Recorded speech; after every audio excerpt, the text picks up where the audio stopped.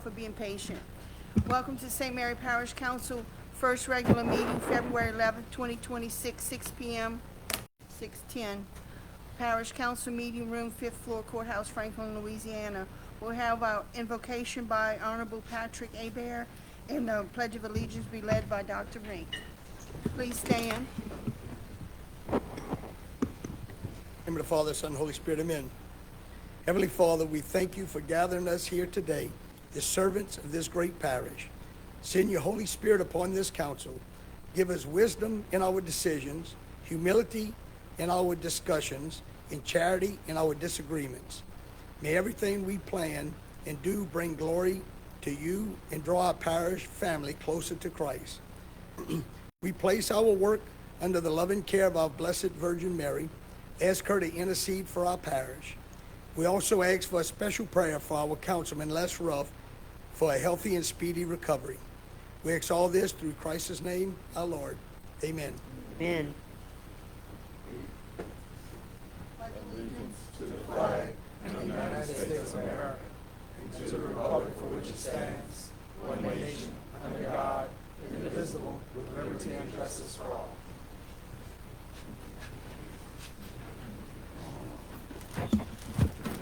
Thank you.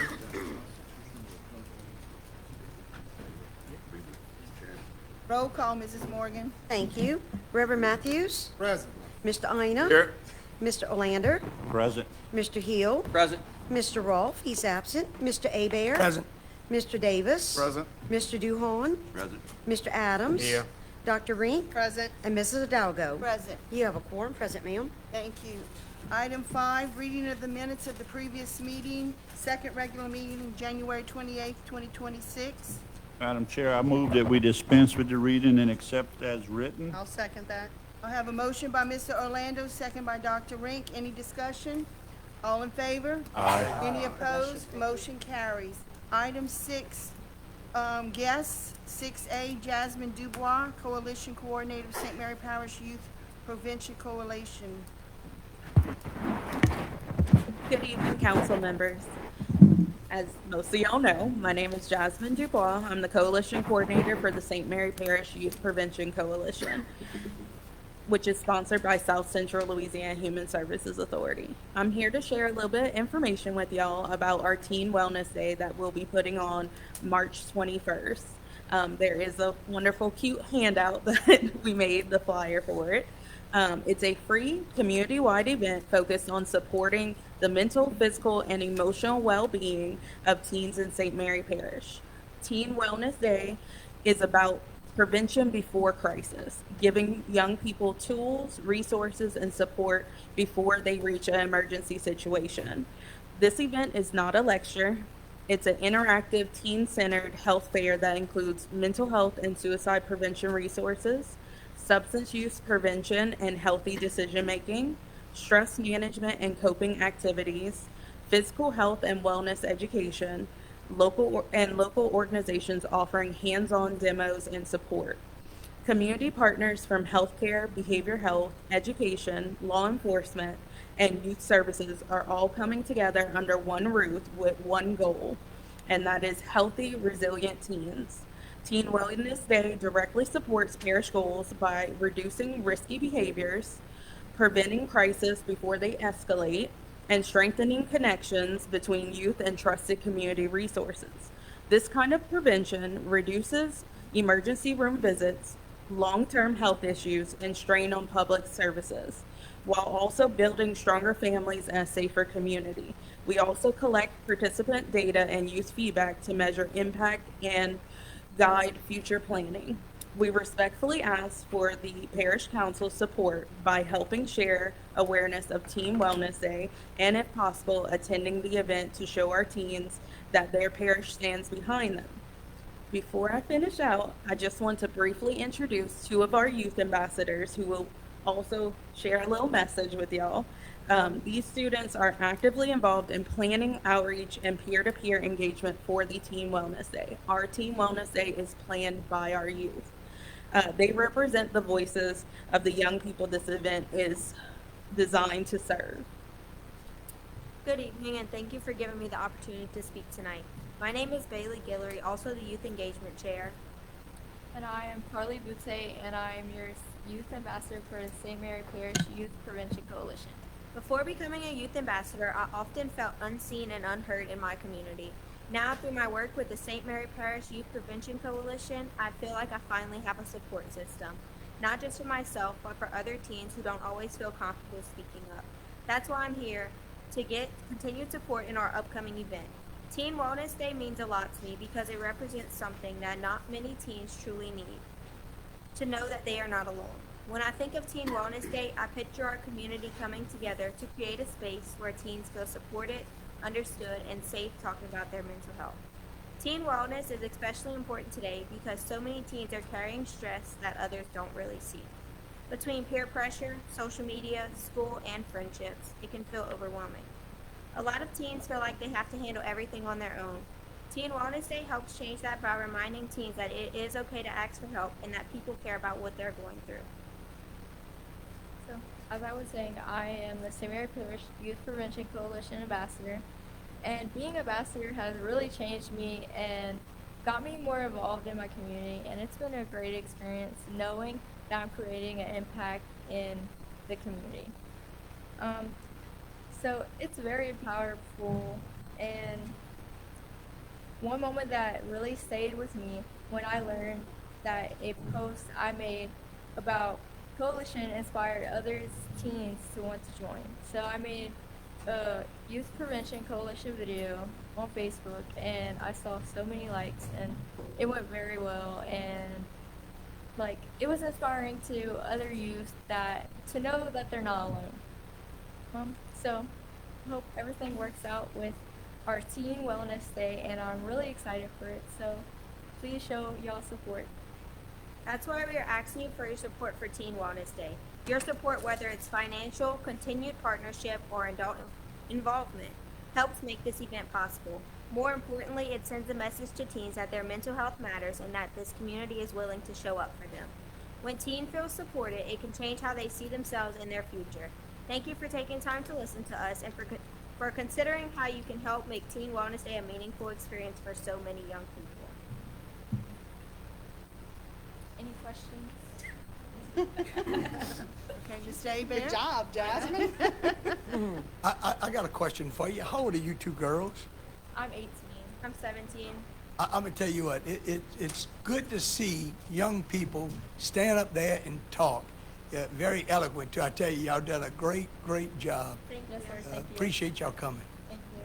Thank y'all. Thank you. Keep up the good work too. Yes, sir. That's a great service y'all Thank done. you. Thank y'all for having us. Thank y'all for coming.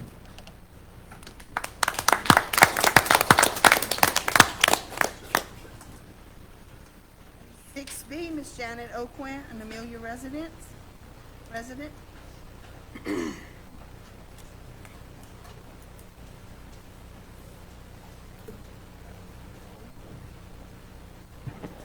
Hi, my name is Janet O'Quinn. I live in Amelia. I presented to you guys probably 2.5 months ago that we had a nuisance condition in Amelia with the overpopulation of feral cats and stray cats.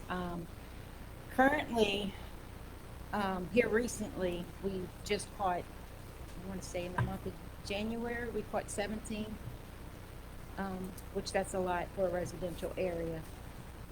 I'm coming before y'all tonight because Mr. Dean, I guess you talked with legal to get the legality of the feeding ban. Yes, ma'am. Do you have all the It- structure of it? It's, the ordinance will be released after the meeting, after we introduce it tonight, Lisa, is that right? Yes, sir. So she'll email you a copy after tonight. Okay, all right, And it's gonna be up in what, gotta lay over 20? Over 20 days. 20 Yeah, days. it lays over. Mm-hmm. okay.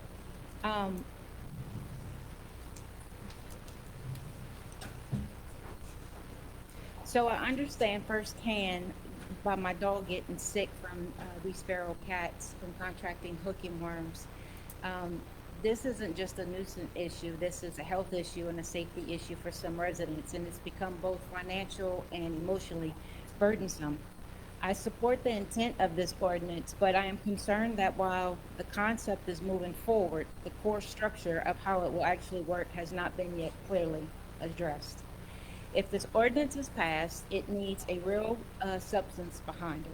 Residents need to know who will enforce it, how violations will be reported, what proof will be required, what happens when harm occurs, and what remedies exist for the people affected. Without those pieces in place, we risk having a rule that sounds good on paper but does not fully protect the people it was meant to help. In our case, the feeding activity near our property directly contributes to a situation that harm our pets' health. If something like this happens again, we need to know that there is a clear path for action, not confusion on who to call or whether anything can be done. I respectfully ask the council to make sure this ordinance clearly defines who the primary enforcing authority will be, how complaints will be handled and tracked, what the investigation process will be, what proof will be required for enforcement action, whether repeated violations will result in escalating penalties, and what protections exist for residents when damage has occurred. Before this ordinance moves forward, I will also like clarity on enforcement and deterrence. For this to work, there needs to be a clear penalty structure that discourages repeated behavior. I would like to understand what that progression will look like, whether that means warnings, fines, strong consequences for continued violations. I also ask for clarification on how enforcement will actually happen. Will the sheriff's department be involved, and if so, under whose authority will they act? Will this be handled by animal control, code enforcement, or deputies responding to complaints? Clarity on penalties and enforcement is what will determine whether this ordinance truly prevents harm or simply exists on paper. If there are no clear penalties and no clearly assigned enforcement authority, then the people who follow the law will only be the ones affected, not the ones creating the issue. I'm not asking for harsh punishment. I am asking for a structure strong enough that people will take this law seriously, that it truly protects its citizens. I asked for this ordinance because I believe it could prevent situations like ours from happening to others. I still believe that, but for it to truly work, the enforcement and procedures need to be strong as the intent behind it. And I thank you all for taking the time to listen to the issue at hand. Thank you. Thank you. I have a question. I know we can't discuss the ordinance, but what I would like to ask, in putting it together, is the ordinance addressing all of these issues? Most of them. This ordinance basically mimics the one in Berwick. I spoke to the sheriff before last meeting about if we pass this, will he enforce it? I said absolutely. So that's what he told me. He gave me his word he would enforce it. But it addresses all the issues that she was discussing? I don't know if it's all. I didn't read all the way through, but it addresses the majority of them. I know that. And I know Berwick's been working good. I know Morgan City has one that's been working good. Would it be worth, and I'm just kind of thinking out loud, but would it be worth tabling this until next meeting, and then you could get with her and make sure all those type of, because if we introduce it and we wait another month and then it comes up and then we say, well, we left all this stuff out, then we got to start the whole process over again. Well, we got to start somewhere, and I think we just need to put it on the table and let her review it. And if she got any issues, call us back and we can. But we're going to be limited on the changes we can make once it's introduced. You can amend it. Make major changes, then it's Yeah, we got to reintroduce it. got to redo But it. it's been going on for 2 months. I'm trying to get some action here done. And if I knew these wouldn't have worked in Berwick and Morgan City, because evidently it's working. I spoke to the mayor of Morgan City this last week about it. He's actually going back to go in and amend his because some people don't get the message about the penalties that they get. So he's going to put some more strenuous stuff on. That's what he told me. Yeah. But Okay. they're not enforcing those laws. Who's that? Morgan City and Berwick has not been enforcing the no Morgan feeding City ban. has been enforcing them, according to Mayor Dragna. According to the residents, they haven't been. Well, So, Ms. Janet, are you familiar with the ordinances in Berwick? Are you happy with that type of an ordinance? I think Morgan City and Berwick's ordinance is weak and doesn't have any structure enforcement to protect its citizens. Yeah, and that's what concerns me. I mean, you know, I didn't read that ordinance, but it's clearly that you've spent a lot of time and effort doing that. So I appreciate Dean putting it together, but I'm wondering, should we try to get it right the first time where we don't have to come back and redo that? Because, I mean, it's a whole process once you go through let's start all over again, take another 2 months to correct whatever we got to correct, whatever's not in this ordinance. We do it all the time. We do it all the time, going back and fix ordinances, amend ordinances. I would much rather you get it right the first time than keep coming back Well, and we can't redoing always the get everything Second right. that situation. motion. We always can't get it right the first time. We got stuff since I've been on, I know we amended stuff numerous times. We got issues with the home rule charter now. They don't want to, people don't want this to go to the ballot. Well, So I don't correct. know And where the we big- go. and the big argument I'm with just, that I'm just, is it got rushed. it's just overwhelmed. I mean, I'm not rushing this. I mean, they took 2 ordinances that's in the parish. I spoke to the mayor of Morgan City, said it's working. I hadn't spoken to Mrs. Arthur yet, but I will call him tomorrow and ask him how it is working. Okay. Matthews, you had something? Yes, ma'am. Thank you, Madam Chair. Just a couple of questions. First, is it legal to table an introduction? All it takes is the person Just that's, don't introduce it. No action. You just don't take any Nobody action. says, I'll introduce, then Then it's automatically it's already tabled. done. That's correct. Okay. My other question is, the remarks that you shared tonight are the concerns you have and recommendations for inclusion in the ordinance. Have you already sent that to Ms. Lisa to share with us? Can you do that? I cannot share it until it's so introduced. It has to be in full form, because if anybody makes any changes, like up until the time that we introduce it, but y'all ordinance states that has to be in full form, but I can't give it out until it's introduced, because it's just a draft. You can't send us her recommendations via I can send email? it to her tonight after, if it's so introduced. No, for Not my, the ordinance, Oh. for my her recommendations. recommendations.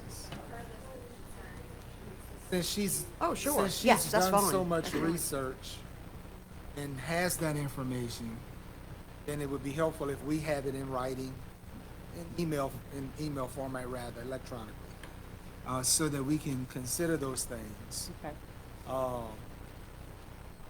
To Councilman Adams' point, I do agree that we make amendments all the time. There's one in item 13C. That's getting ready to be amended for what, 1, 2, 3, 4, 5, 6 times? I sure hope we get this one right tonight. I'm just joking, but, you know, but y'all get my point. Dr. Ring, I just have a quick Just question. to support your argument, Councilman Adams, we do amend these things all the time. So it wouldn't be that big of a deal to me. Councilman Adams, I just have a quick question. So obviously, the way that this ordinance is gonna be structured is gonna be the sheriff's department that writes the violations. yes, ma'am. And the penalties. What is the process from there? I mean, is Morgan City something that goes through city court? Yep. Okay, so is that gonna be in maybe traffic court, or do we have any specifics from the sheriff's department as to the channels Well, in they the get a sheriff's summons, department? they get a summons, and so that's like a ticket. So Okay. basically, if they don't pay it, they gotta go to court. Okay, That's Okay. my understanding. So the residents are gonna be able to make a report with the sheriff's department or with animal control? Sheriff's office. department. And the sheriff's office is gonna educate their deputies to not tell residents I hope he does, ma'am. to contact animal control? I can't, all we can do is put this on the books. If he don't, he has to do his job. Okay. Dinah? Yes, ma'am. Ms. Morgan, pretty sure this is gonna be introduced tonight. So Mr. Adams is gonna introduce it. What happens once we get the information from the lady at the podium, and there's some things that we need to, or wanna change, what's that process? What does it look like? Even if it gets introduced, which it probably will tonight, what's next? If we know that there are some things that need to be changed, how does that go? Yeah, after introduction, it'll lay, like Ms. Lisa said, it'll lay over for 20 days, and then it'll be adopted, supposedly, I'm guessing. And then if there are substantial issues that the council wishes to address with the adopted version of it, the council can always amend it. What if we know tomorrow or the next day that there are some pending issues that need to be addressed, it still has to go 20 days before anything could be done? Or Yeah, really, you just have a list ahead of time. Well, prepared is. nothing you can do basically once No, it gets introduced? no, Okay, sir. got it, understood. Correct me if I'm wrong. What would be considered a substantial, to this ordinance? I would need to see it, the proposed amendments, if it would be something substantial. Anything substantial, that would basically be creating a new ordinance. If we're changing, yeah, but even things like who's enforcing it, we need to make sure that we're not changing it to some improper law enforcement agency or some, like, maybe fines that the council wouldn't agree with, that they would think are extreme or arbitrary. It all depends on what's being amended. Actually feed them and not feed them? That would be substantial of who could feed them and not feed them? That would be substantial change? I would think so. It would depend on who you're allowing feeding. Yes, and at that time, you have to make sure that When you're you have it in compliance with the theoretical nuisance at that laws point. at large and the public health laws. So, I mean, you gotta, the laws that are already on the books, you also have to take those in consideration whenever you're incorporating a no feeding ban. Because you can't have one contradicting the other. Anything else? Any more discussion on that? Questions? All right, thank you, ma'am. Thank you. Item 6C, Mr. Evan Boudreau, our Economic Development Director.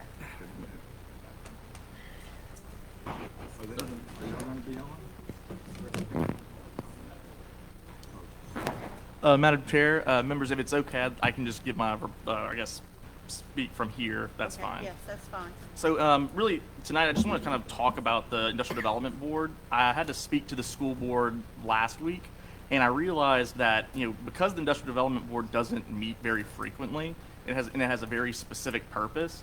I kind of realized, a lot of the members might not be super familiar with what does the Industrial Development Board do, especially whenever there's a vacancy and you guys have to appoint a new member to the board.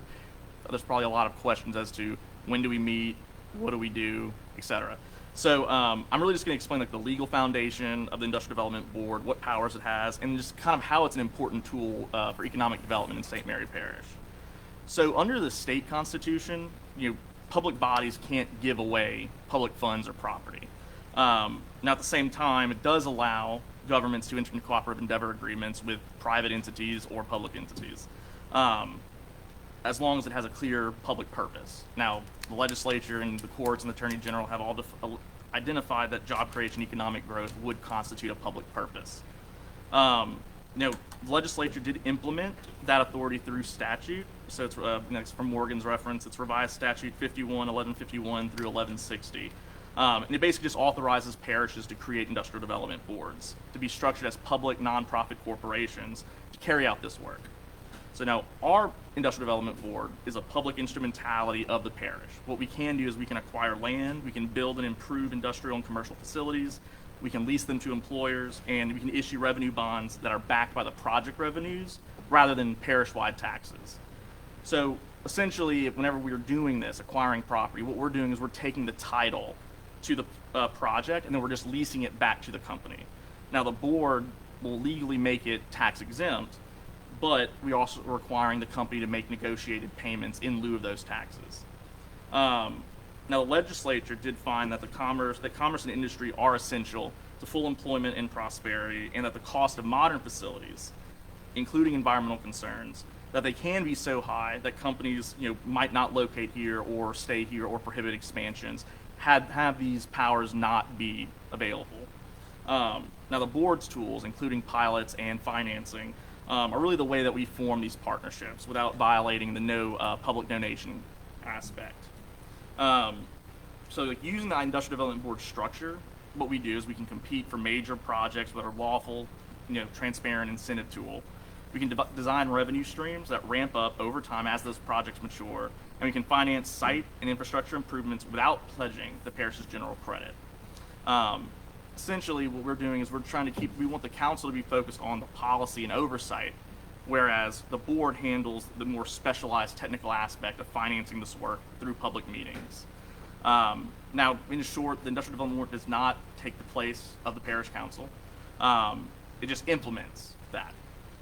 We're the vehicle that the state has given us the power to turn economic opportunities into real jobs, investment, and long-term revenue for St. Mary Parish. And that's really it in a nutshell, but I'd be happy to discuss more if anyone has any questions. Steiner? Mr. Boudreaux, is there a minimum criteria that if we're gonna give an ITEP exemption that or job creation that they have to kind of fall in? Yeah, that's a great question. Could So you for flesh that out? ITEP, since it's a state program, it normally would require a job creation amount plus a minimum of a capital investment. When Governor Landry came in, he did away with the job requirement. So now job creation does not have to be considered. What we do for pilots, though, is we absolutely factor in a minimum capital investment as well as a minimum job creation, and we incorporate that into our agreements. We also require annual compliance from the companies. So every year they have to provide that they're meeting those terms. If not, we do have drawback provisions to basically, if they're not doing it, we can either penalize them or just terminate the agreement altogether. I just wanted you to clarify that just for the general public, just to make sure that if the board is gonna consider making an exemption, it has to equate to some benefit Absolutely. for jobs, job creation. You Yep, know, absolutely. Not giving it away. Yeah, and Certain that's threshold. the biggest thing too is, we want to be able to demonstrate that we're a good partner with our industries, but at the same time, our duty is to the taxpayer. We want to ensure that we're not wasting taxpayer resources and essentially giving free land without having to pay a cost to operate in the same area. And we have to provide these essential services to our residents, to our businesses. And what we want to see is expansion and job creation, but at the same time, we want to ensure that, the parish revenues are protected. Thank you, sir. Thank you. Thank you. Okay, item 7, public comment, I'm sorry. I have Tina Rainey. My name's Tina Bellot Rainey. I live at 123 Venus Street in Bayou Vista. I'm here in reference to 13A. I'm against it. The reason I'm against it is because I'm constantly listening to roosters 24/7 crowing. It's driving me quite insane. I really don't know if y'all want to listen to that, but I know I don't. I played the video for y'all earlier. I'll play it again. This is just one. I have about 1,000 videos of roosters crowing all day long. Like, I can't take it. I'm sorry. I live in a residential area. I don't live on a farm. The smell is ungodly. Like I told you gentlemen and ladies earlier, if I could bottle it up and release it in here to share it with y'all, I would, but I don't think I'd want to do that to y'all because it's quite disgusting. Madam Chair, can I ask a question? Mr. Hill, you had talked about doing an ordinance there. Have you moved forward on that? We're gonna working on that, getting information. Chickens only, no roosters? I'm leaning to just chickens because of the The chickens and the roosters, it's like the chickens, the smell's coming from the chickens, okay? The rooster crows all day long, all day. How many chickens are we I talking have no about? idea, but it's like a few feet from my property line. If they want to put it a few feet from their front door, that would be wonderful. Okay, but all I smell is chicken poo, y'all. I don't want to be vile, but it's quite disgusting. Ina, you wanted to? No, I was just questioning you, so you're against chickens and roosters? Yes, Okay, absolutely. understood. Just wanted to be clear. It's unclean, it's unsafe. I mean, Did you attend the any of the zoning meetings? I didn't know about it. I don't have Facebook. I don't have any of that. A relative of mine told me about this meeting. So you would have been informed by mail, correct? No. How would I was informed by a relative of mine that called me and said, do you know there's a meeting going on right now? And she put it on her phone on speaker, and I listened to it, but it was like at the end of the meeting. So I didn't really know about the meeting. So is your resident next, My resident next to the person that's my applying resident for is this? directly behind Mr. Rock's residence. Behind? I am directly, our property lines, his fence is my fence, okay? So I'm like, So he's on Mercury. yes, sir. He's at, I forgot what the address is. Have it. Madam Chair, I have a quick question. I have called and complained. It's crazy. Ms. Rashonda, you may know this, but since Mandy's not here for me to ask her that question, but I know when we're completely rezoning a property, the people that are within the 500 feet get letters mailed. Yeah, Do they it's get them for 200. specific use 200 feet also? to be exact.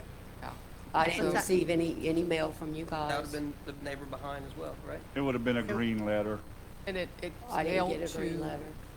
they use the assessor's website for the address and the ownership. Okay.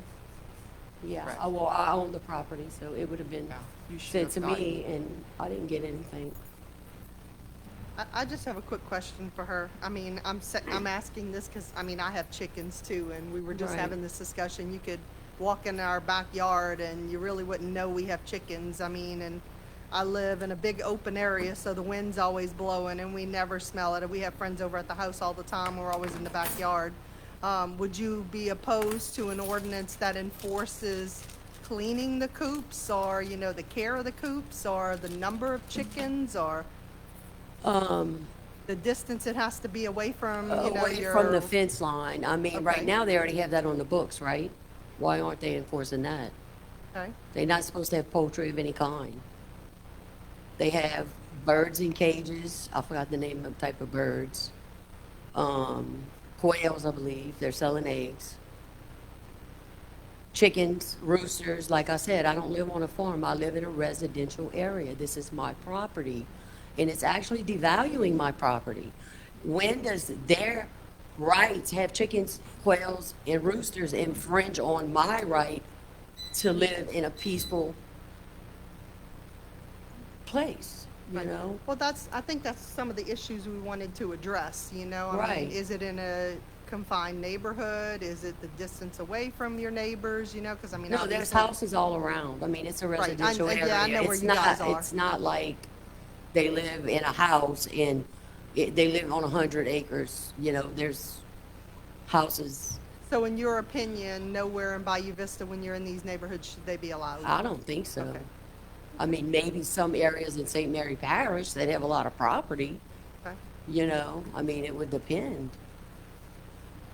I guess that was one of the questions we really needed to have answered. You know, from the it's so, public. it's so confined where they live at, you know, I mean, there's this much space that they walk, and right here is my fence, and right here are the chickens, like, it's just too close. And then when it rains, all that comes into my yard. And I can't even grow tomatoes anymore or anything. Because I'm scared I'm gonna get sick. And the flies, y'all. I mean, it's just, I could go on and on.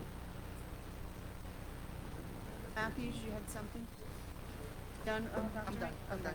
Thank you, Madam Chair. Yeah, did you say that is this an economic thing for your neighbor? Are they selling poultry or? Yes, they are. So this is a They business? advertise it on Facebook.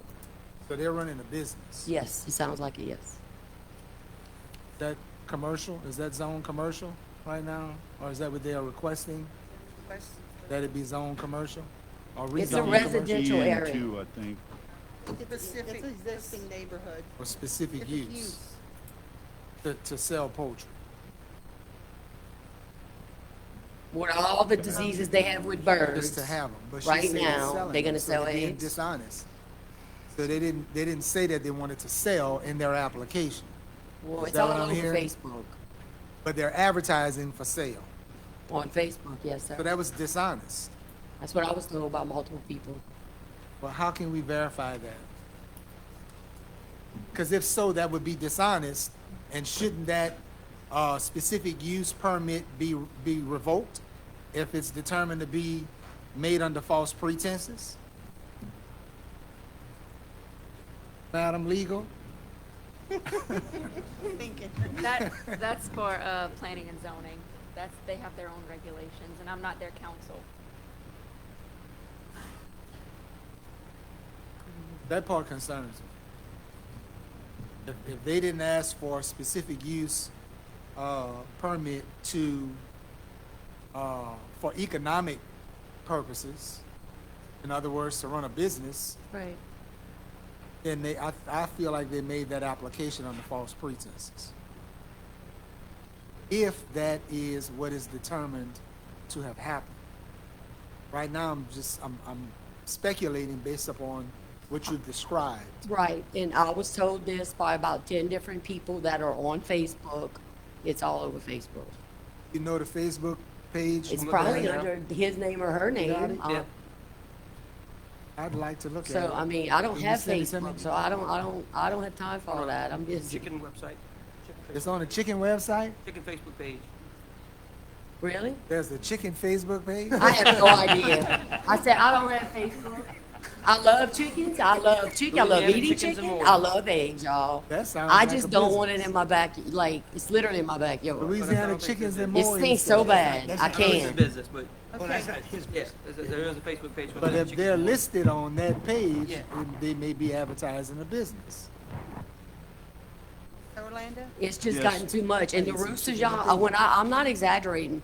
When I tell y'all, I'll pull up at 3:30 for, today I didn't get home till after 4:30 because I was at a meeting for school, for junior high. I'm on all kind of committees. I pull up in my driveway underneath my patio and I hear cock-a-doodle-doo, what I just played y'all.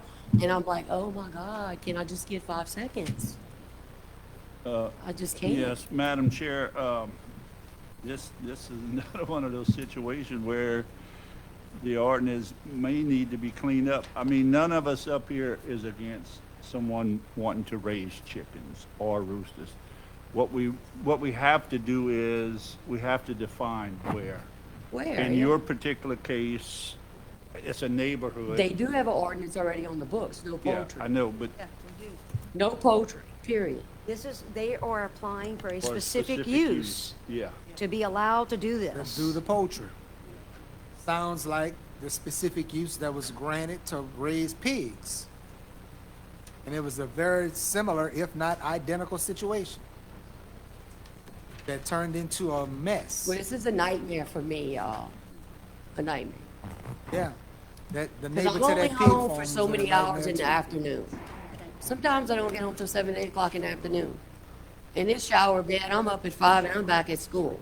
So my few hours at home, I would just like some peace. I'm not asking for much. I pay taxes, I vote. Madam Chair, Ms. Morgan, does this come under the, would this come under the thing about, noise ordinances or disturbing the peace? Not sure. I'll It's a have to look at 'em nuisance. if It's a public nuisance is Yeah. what I Well, I read. know they got a disturbing the peace. I don't know how we have it, if it's under nuisance or animals, or how it would be.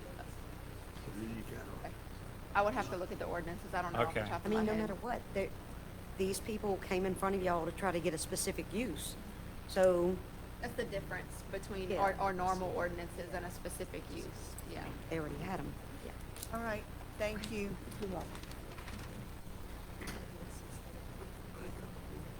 Can we move that ordinance up right now and vote on it while this is fresh? We've got one more, Have one more Okay. guest? one more guest that would like to speak on it. Mr. James Corline? No. Okay. Items 13A? Yes, ma'am. 13A is for adoption and ordinance in compliance with ordinance number 1973, divisions 5.4, general procedures, public hearings, sections 5.4.3, specific use, permits granting a specific use for Brian Rock. What is your wishes? Just for the sake of a vote, Madam Chair, I'd go ahead and move 13A, and then we can have a discussion. Motion by Mr. Orlando. Second by Dr. Rink. Discussion. I have a discussion, I got a question for Ms. Morgan. In this, we were talking earlier, in this particular item, what would your recommendation be for action appropriate for us to take tonight? I can't recommend an action for the council to take, but your options are to accept or deny the ordinance. If you accept it and it's adopted, then it passes. If it fails, then it fails. The only other option would be, But we already have a motion and a second on the floor. But we already got a motion and a second on the floor. What would be our other option? only other option would be to table it, and I was getting details on that from our clerk, Miss Morgan. Because then if we table it, then her responsibilities start over again with the advertisement and her time delays. Just the public hearing. It would be tabled until another time. Either you tell me the exact time or time uncertain, but if you do it to a time uncertain, you have to notify me so I can run all the public hearings. So all that, it would be done all over again. I know Mandy is not here tonight, but I would be curious, I mean, they did go before planning and zoning. Were there any other neighbors who were present who spoke for or against it? I reviewed the footage from the, not last meeting, one before, where Ms. LeBlanc did present this as coming from the Planning and Zoning Board or Commission. And she said that whenever they had their meeting, I believe her response was that they had no opposition to it at the meeting. The question was, everybody legally notified? That's the other question. Have to be within. To proceed, Yeah, in order for it to move through, to get to planning and zoning, they would have to show proof. I Yeah, can tell you I that actually you have think to they show ha- proof that Yes. you complied with They have to the get their green advertising cards back. requirements. Yeah. You have to put a sign in the yard, you have to send the cards out, you have to bring the cards back, you have to show your receipts. So that had to have been completed in order for it to move forward. Yeah, if y'all recall, we actually had to wait on one a few meetings ago because Planning and Zoning did not give their green cards back. So for them to proceed, Councilman Ina's right, they have to get all of their stuff back, that they did it the right way the first time. So can anything of this be amended? No? For adoption. Dr. Ring? I guess my question is, I mean, she's obviously stating she didn't get anything, and if she's the backyard neighbor, then obviously all the green cards didn't get either sent out or returned. That, But- at that point, a deficiency, and meaning that that process was incomplete or faulty. Or can they prove that she signed it? That's, I mean, we don't have that in front of us, or have Mandy to give us that answer to know. Madam Chair, I would probably recommend for the withdrawal of the recommendation, where we could get Mandy here for our next meeting, to give us that correct information. And if it's a matter of advertising for a public hearing, that we just have another public hearing, and then we get all the proper, it's always good to have the person here who knows all the answers. And once we got all the answers, then we can make a much better decision on what was properly done. So that would be my recommendation, that we do and just table it to the next council meeting or whatever meeting. Well, that's- Make sure Mandy can be here. That's exactly what I was gonna bring up. And having said that, I'm gonna go ahead and move to withdraw my motion. Because I also would like to hear from Mandy on who exactly did get the letters before we vote, because it wouldn't be right for us to take up. Did we get a second on his motion? Yes, he Yes, did. she So, withdrew my second. Mr. Orlando withdrew his motion, and so did Dr. Rink. So now, if y'all want to table it to a time certain, y'all need to state when y'all want to bring it Yes. back Are up. we finished with discussion? Because my hand was up and I didn't get to discuss.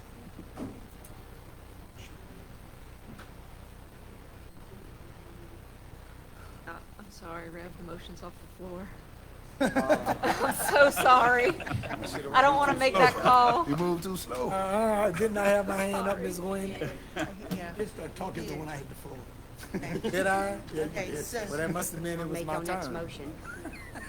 okay, so we going, But I'll we go will ahead. have another motion coming up, I believe. I'll go ahead and motion to Motion, there's no table. No discussion. discussion. There's no discussion. I'm sorry. Okay, Till Mr. the Orlando made a March motion to 11th table meeting. it to when, the next meeting? Yeah, Okay, so that or, would be, no, the March 11th, oh, March 11th? yes. Okay, March 11th. And if we can request that Ms. LeBlanc be present.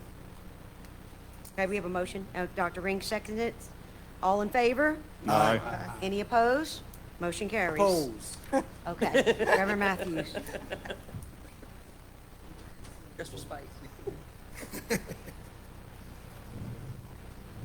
okay, we have Mr. Chris Bro with Plantation Inn.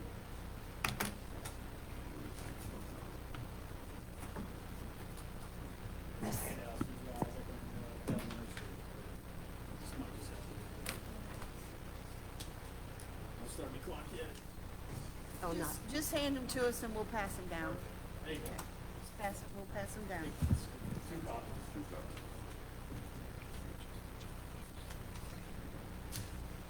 So Chris Bro here on behalf of the Palm Hotel and Anything You Want LLC. These are the owners of the Old Plantation Inn Hotel. Mr. Chris, pull your mic up, sir, so we can hear you. Thank you. Got it.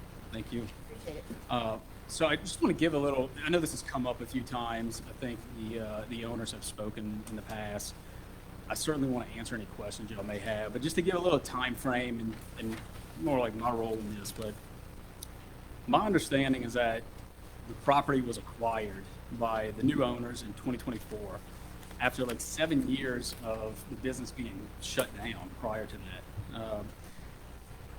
From September of 2024 until February of 2025, the new owners, investors into St. Mary Parish spent approximately $350,000 to $500,000 doing work and doing repairs on the building.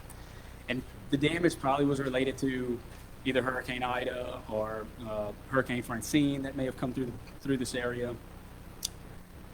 That's not what you guys are looking at, and I'm going to explain what you have there. But after February of 2025, after this investment, when things were looking like very, very close to getting back up and running and opening up, a storm came through, a winter storm in March of 2025 came through, causing more significant damage to the repairs that were made. And hence the reason I'm here, or one reason, is that we have a pending insurance claim that was filed during that time. It's still pending now. Caused significant damage. After that, when we're there in the process of trying to figure out whether to spend additional money and get it back and going. And again, at the time, there was no structural damage. There was no major plumbing, no major electrical. The significant damage was to the roof and to some of the other aspects of the building, the sidings and different things. Vandals came in. We don't know who it was. There's been a police report that's been filed, a charge that's been filed with the sheriff's office. Cut through copper in the air conditioner units, broke plumbing throughout the buildings. And that is the significant work that needs to get done now, and probably some of the work that you guys have seen. I believe a few of you have gone out to the property and looked at it more recently. What you're holding there in the papers that you'll have is more of a summary and then quotes and estimates for the work that needs to be done now. And I'm hoping that's the good faith effort that you guys need to see. No longer is it words, right? Y'all are ready to see some action. And I'm hoping that in the next 30 days, 60 days, 90 days, that's exactly what you're going to see, okay? Look, this, for whatever reason, nothing was done in the 7 years prior to the ownership change of the building. And I don't know the condition of it was, but being in Terrebonne Parish and Fouche Parish, where I'm from, we saw major damage from the hurricanes. And I'm assuming that's what it was too. And again, I don't know why no action was taken prior to then, but now it's coming up and we're here today and we're trying to show some effort. We want these gentlemen who are sitting here, they have other hotels across the country. They have a few hotels in Wisconsin, one in West Virginia, and want to own and operate the old Plantation Inn and get it back and running. The things that you guys have there are from local contractors. I printed a document. They gave a summary. It has phone numbers on it. It has their names. It has their addresses. Call them if you need to. They're willing to answer any questions and state we're ready to get started. We just need to get that initial deposit and go get the permitting. They are going to be responsible for the permitting, is my understanding. That's going to be the next steps that are going to take place. We need temporary electrical posts to be up there in order to, one of the things I discussed and I think would prevent whomever's on the property. Is it homeless people? Is it just kids going out there? We don't know. But the option is to put some extra lighting out during the construction process and cameras so that we can see and turn it over to the police and try to prevent these things from happening again after the major investment that they took. Look, this is an investment that they're willing to do, and we hope that you guys are wanting to have happen in St. Mary Parish. There's going to be, 196 new rooms opened up, 12 to 15 employees from manager jobs to housekeepers to maintenance gentlemen and women that are going to be working out there, and presumably they're going to be coming from St. Mary Parish. I know this, I don't want to answer you guys' questions. One of the things that I've noticed during this process when this has come up is that I haven't heard of anybody else complaining about chickens or roosters or just any complaints with these public hearings. I think we've had 3 of them now. And maybe it's because it's the location, it's on Highway 90. It's not necessarily right up against a residential building, a residential neighborhood, but I would think that those are the ordinances, those are the nuisances that you guys would want to, tackle first, as opposed to investors coming into this parish. So happy to answer any questions that you guys have. Reverend Matthews? Thank you, Madam Chair. Sir, what specific date was your firm engaged? As far as the insurance claim, not necessarily this, but at the end of 2025. So Yeah, roughly November 45 days ago you were engaged? Correct. Was that around the time that this kind of moved up on our agenda? I believe it was That in they came November and that- sought your representation because they knew we were escalating this? Because we had this presumably. conversation back in August, Okay. and we were promised action. Was it June? Early in the year. June? Huh? 90 days. And it's just a little bit striking that, you make an eloquent argument. However, I believe it's, in my opinion, another stall tactic on the part of your clients, because they realize that this is escalating now. And as good as this all looks on paper, there have been no boots on the ground. And I just believe that where we are beyond the point of paper. You want to see some action, right? Seriously speaking. Yeah. Absolutely. Not want to, we wanted to. Yeah. We wanted to see some action, past tense. At this point, I'm gonna be honest, to me, it doesn't really matter. Because this is going on too long.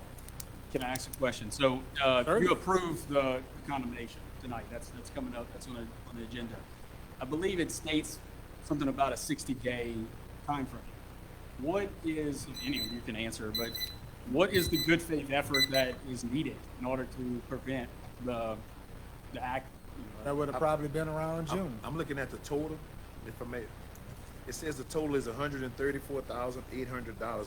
Would be good faith if they took the $134,800 and put it into an escrow, took the money and put it into an escrow, that we would have some Oh, I don't know if that's legal or not, but we had some oversight over that. Write us a check. Right. Write I a don't know check if for it is. $135,000 so we can see the money in the bank. Yeah. And then that's good faith. That's about as good faith as you can get money in the bank. Yeah, That I could don't- have happened in August. Right. Certainly that's not an obligation that they would have. Right. and I'm just probably- saying, but probably you asked what would be council good faith. No, I mean, okay, but good faith is, Not another piece of paper, because this is, I know these. We were given stocks and paper already, months and months ago. I don't believe y'all ever received a Mr. piece of Hebert? paper before. Yeah, I got a few things. As far as the complaints, we get bombarded with complaints about that. They may not be coming up here, but brother, my phone rings off the hook, and I don't even live in that district. The complaints are overwhelming. I'm also a general contractor. In November, when he came up here, I had made him an offer that night. Matter of fact, I handed him my business card and said, call me, I'd like to go look at the property. And he said, I'm gonna call you tomorrow morning. Well, I never got that call. However, I did get a call from Planning and Zone and wanted to know, did he call me? And the response was, not yet. So Ms. Mandy called him. She said, well, do you mind if I call him? I said, please, I'd love to meet with him. She called him, and she called me back and said, can you meet in about an hour and a half? I said, absolutely. She said, well, he was almost to the airport in New Orleans, fixing to load on a plane, but he's going to turn around and now come back. So the intent for me to ever get that call was never going to happen, right? Okay, so we meet out there. I meet out there with him. The Planning and Zoning Department meets out there with him, and Miss Mandy meets out there with him. First question I asked is, have we even pulled a permit? The answer was no. As of today, do we have a permit? The answer is no. Do we have an architect or engineer that's reviewed it and looked at that project? Do we have an answer for that? Is that an obligation? Absolutely. For repair, no, just for repairs on Well, the absolutely. building? I don't think you need, I think the architects. You might need be a structural certain level. engineer because of the condition the building is in. So you can't get around that stuff. And he was clearly told that the day we met, the day after this council meeting back in November, we all met there. And he made it clear to him, the Planning and Zoning Department with South Central Planning, made it clear that some of the stuff you're doing here is in violation. If you don't get a permit, you can't just show up and start doing stuff. We've had no power. In response to you saying, since he bought it, this vandalism and all happened, brother, that happened years ago. Years ago. I've been in that property so many times it's not even funny. That's nothing new. None of that damage is new. I was there when his predecessor, who he bought it from, was coming up with the same issues, and he spent a bunch of money, and I met out there with him. Like I said, I'm also a general contractor, so I'm very familiar with what needs to be done. I guess I would question where the money was spent to $300,000. I walked that whole property. And man, I would have loved to have half of that $300,000 for a little bit of stuff I seen done over there. But in all fairness, we have nobody's even done an inspection. We don't have no inspection reports. We have nothing went to Planning and Zoning, nothing went to South Central Planning to say, give us some guidance. The man spent 2 hours in discussion with him, telling him what he needed to do that day. And they've never got a phone call from that day up till today. And you know, it's, you know, when I look at this, I recommended to him that day, go get a permit just to get temporary power turned on. You have to have temporary power to do anything. I'm going to do that. Has temporary power ever, have we pulled a permit for temporary power? The answer is no. Right. So help me understand why I would want to wait. You know, why would want to wait any given time after we've been misled and really lied to? I mean, look, those people took some valuable time out their day. They had to drive from home to come down and meet with him and tell him what he needed to do. And he continued to say, I got it. I'm going to do it. I'm going to do it. I'm going to call y'all tomorrow. I'm going to do it. I'm going to do it. I'm going to do it. For 2 hours, I heard that. I finally walked away. I said, I can't take this because it ain't going to happen, brother. I told Mr. Charles, when he calls you, you call me because I don't believe we ever going to see this day come. And as of today, I've never got that call from Mr. Charles. And then tonight, I'm hearing, can y'all please have mercy? We're not even. It- I'm it- asking the question about the 60 days because I'm curious about what the ordinance states and what, like you mentioned, they've even set it up and put the money in an escrow. You're not going to be able to get an engineer and an architect in 60 days to prepare the paperwork to get this accomplished. No, so to bring it over, so in the litigation that we have, in the claims process, the insurance company sent out a structural engineer, which stated that there's no structural damage to the property. And look, you know this more than me as a contractor. A plumber doesn't need to go get, plumber doesn't need to have an architect or an engineer approved going to fix the plumbing that was broken by the vandals. Or maybe you're completely right. But what you may not understand, you got staircases over there that are all falling apart. That's a structural issue, brother. That's a structural problem. I'll tell you how he fixed it. He took a piece of 2x12 and cut it and put it in the panel. Are you a contractor? Did you cut it? Yes, he did. You hired someone to do it? Okay, he didn't do it. Well, he told us that and he did it. He said, look what I did. Okay? But irregardless, I don't think you need but, to. I don't but, think you don't. but look, irregardless, what was done, sir, when I get done talking, you can speak, but I'm talking right now. Thank you. He's not signed in. He can't talk. Okay. Even what the contractor did was in violation. And the code guy told him, this is in violation what you did because it's not even the correct thickness of what he put in there. He said, no problem. We'll change it. It's kind of like saying I'm going to go build a house and I'm going to just show up and figure out, now what do we do? No, man, you got to go find somebody to draw your plans, right? We have nobody done any of this stuff. None of this stuff. Yeah. Is any of those, he said, what was his name? Charles? Charles, He was with who? South Central Planning. Okay. He's the inspector. And so he wrote a report with all of Oh, no, he didn't write a report. He spent 2 hours explaining to him, and he kept saying, look, just give us a call. We'll walk you through it. We'll walk you through it.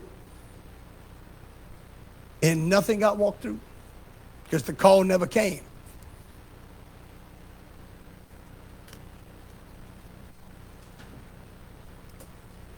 Any other questions? Have a quick comment, because I just want to reiterate, when we approached this issue at the last meeting, he was told that when this moved forward and when Mandy had to get everything done that Mandy had as far as paperwork and legality with it, that literally gave him about 90 days to make some good faith effort to start making improvements on this property. And I think we could all say with frustration that none of us have seen those improvements. And we were promised that within that 90 days before tonight came again, that we would see improvement to where we wouldn't have to take these actions, January meeting? November. No, November. Yeah, November. So, we're literally almost 3 months since that meeting. Was in the, I believe I may have looked at that minute, that meeting. I believe the calendar was that y'all approved like June or July, summer of 2026. It was in the meeting. It was in the on the video. So I'm not sure if it was in the minutes. But then it came up again in January. Was that just to push things forward? Nothing's getting done. Yeah.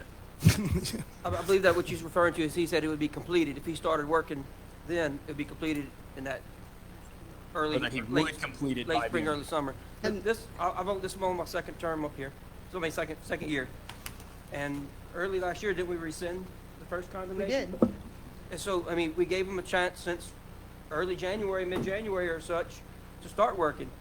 He hasn't done anything. Wait, I'm sorry. What time? We frame? had a January of condemnation 25? that the previous council had put in 24, and in early 25, January or so, this council rescinded that condemnation because this gentleman came and promised us, And his rainbows and unicorns, and nothing's happened. Yeah, his comment at the November meeting was that in that 90 days, he was going to have substantial completion to prove to us that things were moving forward in that process so that we would not have to move forward with this condemnation. Understand. In the January, Also, when you give us paperwork, make sure you got the right owners at the right address, because I know some of this on this thing is not accurate at all, because I'm personal friends with them. they're on the quote. No, this, you got his address, and I know that ain't his address, because I go there all the time, so. Which one, Mr. Al? Yeah, which one? Parish A1 Glass, he's not even in Berwick, he's in Morgan City. That's what the quote says, because the quote is based off of the quote. I mean, Find out. Which one? Sorry. Harrisburg, relax. no, his Ferris. name is Ferris. There. Ferris Gilmore is his real name. But that's not even his address, and that's not even his phone number. So going back on the good faith effort in the next 60 days, they put money in an escrow account that one of you have access, not access to, but oversight of. That would be a good faith effort to go ahead and hire the architect and move forward with it. Is that what the recommendation I'm just speaking was? for myself. We're I talking understand. about actionable things instead of Right. theory and. No, I know y'all want to see some action, and that, I mean, that, Well, what I would be in favor of is if you had an architect and engineer who done an assessment, came up with the estimate of what it's going to cost, which is going to be $1 million plus to do what he's talking about doing, and put that money in an escrow account with contracts from a general contractor. This is subcontractors. I'm a general contractor, right? That type of project needs to have a general contractor over it. Trying to hire a guy off the street to say, hey, come paint these 2 rooms, and that's what's been getting done. yeah. That's what's been getting done. And they go paint 2 or 3 rooms, and because when I walked in the rooms with them, and it's like, he said, but look at the paint job. Now, you got to understand, man. I thought it was almost comical. I'm walking in a not infestated place, but, I mean, there's a lot of work to be done, and we can walk in one room and say, look, they put paint on the walls. Hey, you get a check mark that wasn't rodents in there? Come on. With a door that was kicked in. Who has the, who has let's- the let's- packet?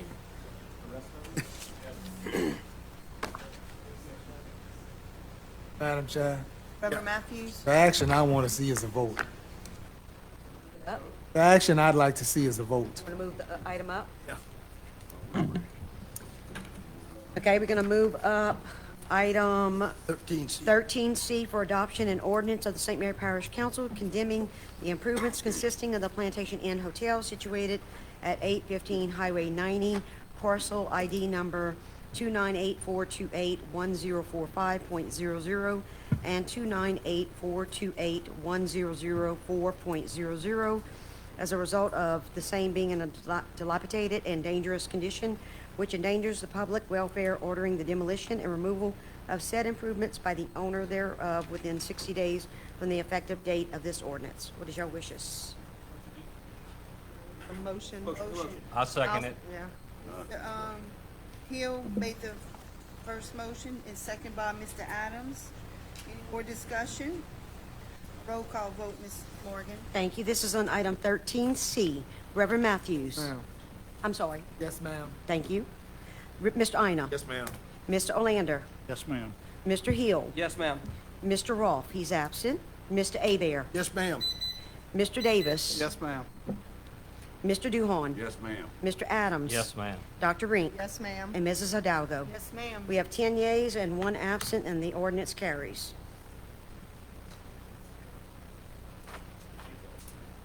Thank you, appreciate you. Okay, item 8, report from our parish president, Mr. Sam Jones. Gotta wake me up.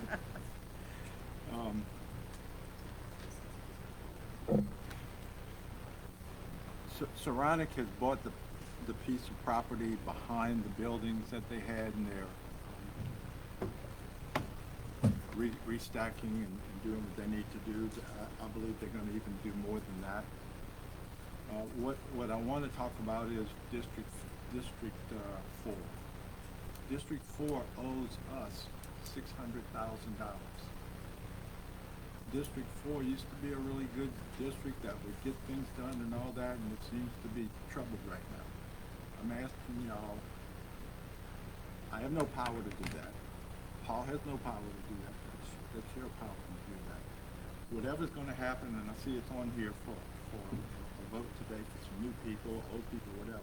But we need the 600,000, but more importantly, we need the water to be done correctly, and they've had some good workers there over the years, but I'm here dropping this on y'all. If anybody wants to talk about it, we can. Number two,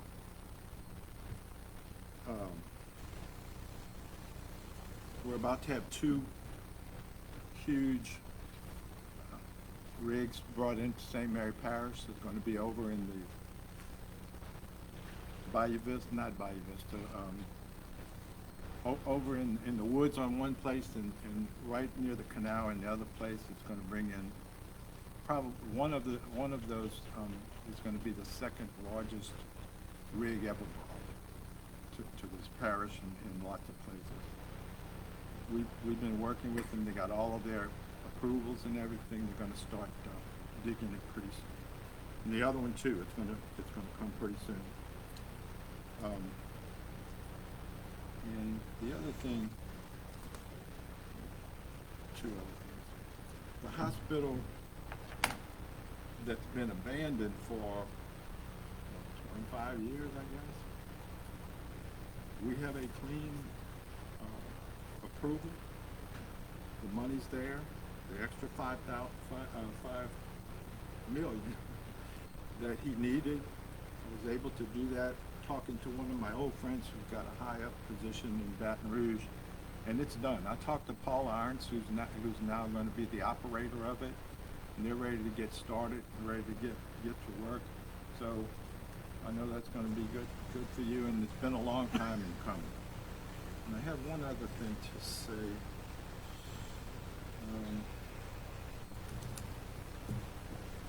I listened to the chicken story. I've been hearing about the chickens since I've been here, like 2 years, you know. At some point, Talk closer into the mic for us, Parish President. Talk closer into the mic for us. Thank you. We've been dealing with the chicken since then, and I hope that you can resolve it coming up, because I get hit from people all the time too, as I know that you do. So the sooner the better, and I'll end my report right now, except for we're going to get another $18 to $20 million to get that place done in Morgan City in the harbor, where they messed it up 2 times before. We're going to get that done with that extra money that's going to come in. So I've been busy.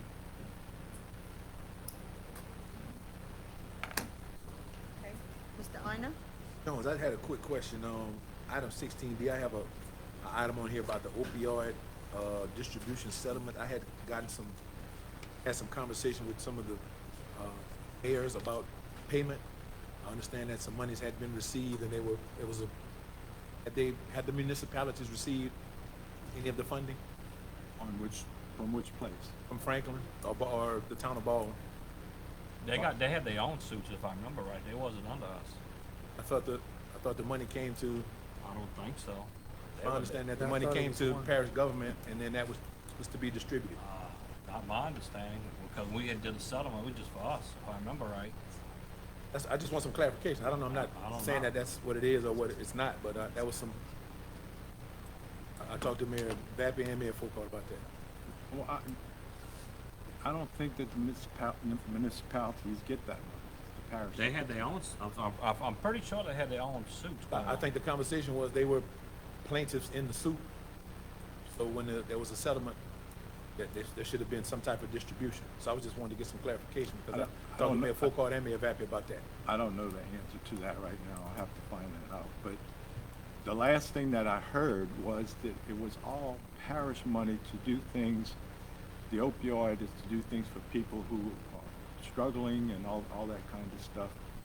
I don't know of any municipality that has a hospital. The hospitals are run by us. I'll do some more digging. I'll let you know next meeting. That's all. Brother Matthews? Thank you, Madam Chair. Mr. Jones, you mentioned the debt that's owed by Water and Sewer 4. has there been any progress or any promise from that district to start some kind of installment plan, payment plan, or anything? They gave us one payment. One payment? In the last, 7 months? Yeah. They're having trouble. I mean, they're really having trouble. I don't know if they need to raise rates or if they need to do something else or whatever. I have no power to go over there and do anything. Neither does Paul. Those people work for you when you assign them to do so. We do have two commissioners here tonight from that district. I'd like to ask them, has this been a topic of their agenda at any point? And I would say they're not the problem, but it's good to have them talk. Right. And maybe we can figure out where the problem lies, because I'm really interested in resolving that as well. I know that there have been some other ongoing internal problems there. I've spoken about it quite vehemently over the recent years. And the commissioners that are here, they know my passion for it, and when I am able to attend those meetings in Baldwin, they've heard me express those concerns, as well as Dr. Rank. I won't speak for Dr. Rank, but and Councilman Ina, we've been aware of multiple internal problems within that district, and we're very interested in working with the administration to try to create some resolve before it spills over into this local government. Mr. Metz came in and did a really good job on 5. Yes, I agree. That's the way to go. Right. Yeah, I agree. Gentlemen, anything y'all can share? I'm sorry, Madam Chair, if that's okay? Yes, come up to the podium. You have to approach, Mr. Joel.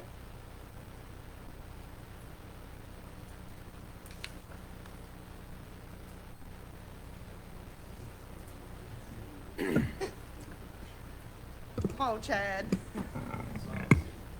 Just state your name for the record. Joel Alderman, Sheraton. Chad John Phillip, Vice President from Baldwin. What Sam and Mr. Jones are talking about. Okay, move your mic, Mr. Joel, so we can hear you. Thank you, sir. We was unaware of it. Okay, the office handles the office work. We set policy. He approached me one night at the Parish. He said, "When y'all gonna pay y'all bill?" I said, "What bill?" So that was the first I heard of it. And why they didn't contact us earlier, just popped it up that night. So I called Mr. Paul. Chad talked to him, and he told us exactly what we owed. So we tell the office manager, well, Chad, it's a double up. You're collecting each month. Don't just send that amount in. Double it till you catch up. So we're having problems. Today we interviewed a lady to work in the office. We're going to interview 2 more Friday. So we're working on it. What is this money for, by the way? Garbage Collection. But sewage collection. So is the problem in the office? Is that what you're saying? So it's Yes. garbage or sewage? Garbage. Garbage. Garbage. I'm sorry. We collect the garbage and send a check in, but it wasn't getting done. And we didn't know it. How many years? Almost a year. Not $600,000 in 1 year. 800,000. Not 1 year. It was 700, 721. When I got on the board, it was around a half a million. Right. Which must have been over a period of time. Meeting, I kind of knew about it before I even got on the board. Right. Just coming to the council meetings and Right. this conversation. Yeah. It came up quite a few times. Right, which means that didn't happen in 1 year. When I got on the board had no idea what was going on. We didn't know. So when I got on the board, I contacted Mr. Paul, played phone tag a few times, finally got a hold of him, he emailed me a spreadsheet of what we owed him. Yeah. The next board meeting, I made copies at my office, handed to every board member. And it was like, what you mean? All right, this is what we owe the parish. What did your office staff say in response to that at that meeting? She didn't say nothing. We'll get it You know, by now. I've been pushing. Or didn't demand any explanation from her? You know, I just got on the board, it's been a year already, but when Right. I first got on the board, all of this came up. you know, I informed the board. The chairman was like, well, I knew she was behind 1 month, but I didn't know we was that far behind. Right. You know, and it could be some of the parishes, you know, they should have notified as part of the district. Could be problem. sending invoices maybe? You know, it's, on both parties, somebody should have alerted somebody. Right. We are in the process of, we hired a outside CPA to come in Right. to get all the books straight. We in the process of interviewing ladies right now, the office manager and bookkeeping to do bookkeeping. So we are trying, and we are struggling. We did go up on rates February 1st, the rates, Right. the increase went up February 1st. Yes, sir. I'm hoping that's, you know, we hadn't, any projections, you know, I've asked, she hadn't had time to see what kind of projections this would the rate increase would bring, to give us some insight. I don't know if the rate increase is gonna be enough. Have to clean up this hole. No, and we deep, and Oh. the board is trying. I'm one, it's gonna be up front. The board's gonna know the actions of what's going on. Right. I appreciate that. And, you know, I've told the office staff, you know, she's gotta, just like you got things to report, you know, she's got a part on the agenda the same way. And she sits there and gives us kind of a financial situation, which none of them was correct. She was a year and a half behind on bank statements, on reconciliating the bank statements. So none of these financial, these guys were making, and ladies were making decisions on numbers that Not even real, wasn't correct. right. Just curious, was any of that big debt that we have, was that any of that a carryover from the consolidation, or was that new debt that after Baldwin and Sherrington got together, was that new debt that was incurred, or was that some carryover from the? That was, the consolidation with Baldwin was before I got on the board, but that was the talk, you know, they took a hit, $600-something, $700-something down older, and they got this $6.5 million grant to upgrade some of the plant. We got to change some water lines in Baldwin. There's one down Chittimati Trail we got to change, but that didn't put the $700,000 back in the bank. Right, and that's my understanding, because I understand that there was maybe a trade-off when Baldwin and Sherrington merged. There was some debt that was going to be $730,000. that was going to be incurred. However, there was some money that was on the table that could have been used towards like the projects that you said. So I'm just kind of. The town is in the infrastructure is in terrible shape. We haven't absorbed that. We took the hit on the debt that we picked up, and the money for the infrastructure was. Yeah. They We'll have had that either. multiple, and we still working on it. They had multiple people, no meters. If the meters was there, they wasn't working. They wasn't being charged. So But they went from manual meters to electric meters at some point in time. Exactly. Look, it didn't get broke overnight, and I remind the board all the time, it ain't gonna get fixed overnight. It didn't get this way in 1 month, and it ain't gonna get solved. And Dr. Rink, these were the people that we entrusted to try to fix water and sewer 5. You imagine? I agree. I got a question. What is the fee, the garbage fee monthly, do you know? I think it's 25 now. It went up. 25,000? I think it just went up to 25, yes. Okay, and how many months have y'all been doubling up the payment? Fee to the parish, that we gotta reimburse the parish? Correct. It's about 40, It's 40 to 43, 50,000. 45,000, somewhere in that 40 range. Per You're talking month? about- Per Yes. month. But that's mosquito. Mosquito and garbage, Mosquito right? and garbage. Okay, so but just garbage is what you're behind on? Or is it both? Both. Both, so 45,000, so y'all started making It hasn't been made at $90,000 monthly payments? No. No.